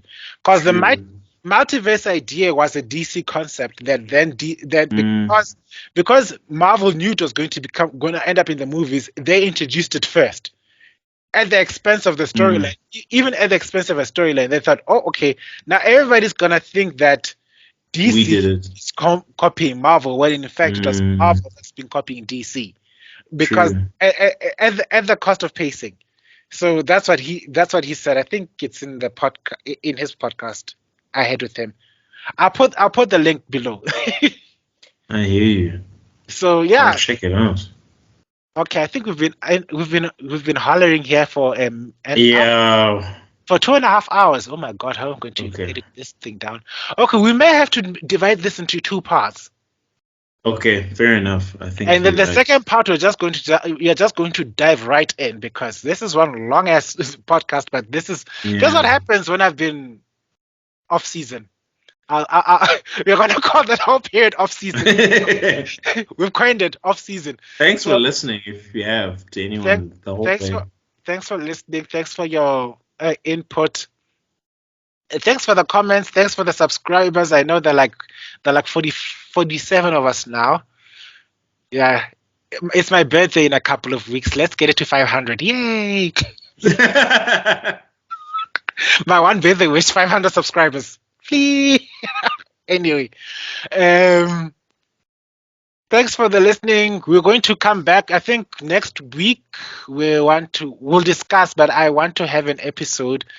One of the episodes I want to discuss about is basically our good old fashioned 90s and 80s kung fu movies. We need to talk about those, because the way we can't really talk about how much our love for anime without also a love for our the old G movies, like Once Upon a Time in China, like like my and the other favorites ones. My Father is a Hero. Yeah, no, I think that's a good idea. We need to talk about that, and also we just also need to, I don't know, have your Q&As. Maybe I can have a little section where we answer your questions, or we read crazy stuff that has been going on in the anime world. Things are happening. we are not going to be the only podcast here. We're going to have multiple shows. We're going to have music. We're going to have deeds. I think I'm going to explain that it's going to appear in the little sponsored ad. Anyway, so we look forward to enticing you into this world. We had to talk about our favorite anime of all time because Code Geass still takes the cake for me. The close Code Geass is number one right now. Is right now. Right now. Correction, because there are others that are doing the level best. I'm still at heart. The reason why I'm not satisfied with Dragon Ball Super is because I have such a deep love for Dragon Ball Z. So true, and Dragon Ball. I love Dragon Ball. Yeah, I think that's the reason. The people who are hating the most on the Super are the people who loved Z more than most people. The same thing that can be said for Boruto. People who are hating on Boruto right now are the guys who loved Naruto so much. I mean, even just like Dragon Ball Super, like the Red Ribbon Army arc is so much better than anything I'm seeing in Super. I'm not gonna lie. Oh no, Dragon Ball, yes. Yeah, and Dragon Ball, sorry. Definitely. I think it's way better. Yes. But back then, when Kishimoto had a sense of humor, there was a bit of witty banter here and there. Yeah. So there's that storyline. Then we can go on. I think we should cut off now, all right? True. Thanks so much for your time, guys. Have yourself a pleasant day further, and once again, like, comment, and subscribe. Click the bell button. Spread the word. We want to become more viral than herpes. You can quote me on that. Thank you. Cheers. That was fun.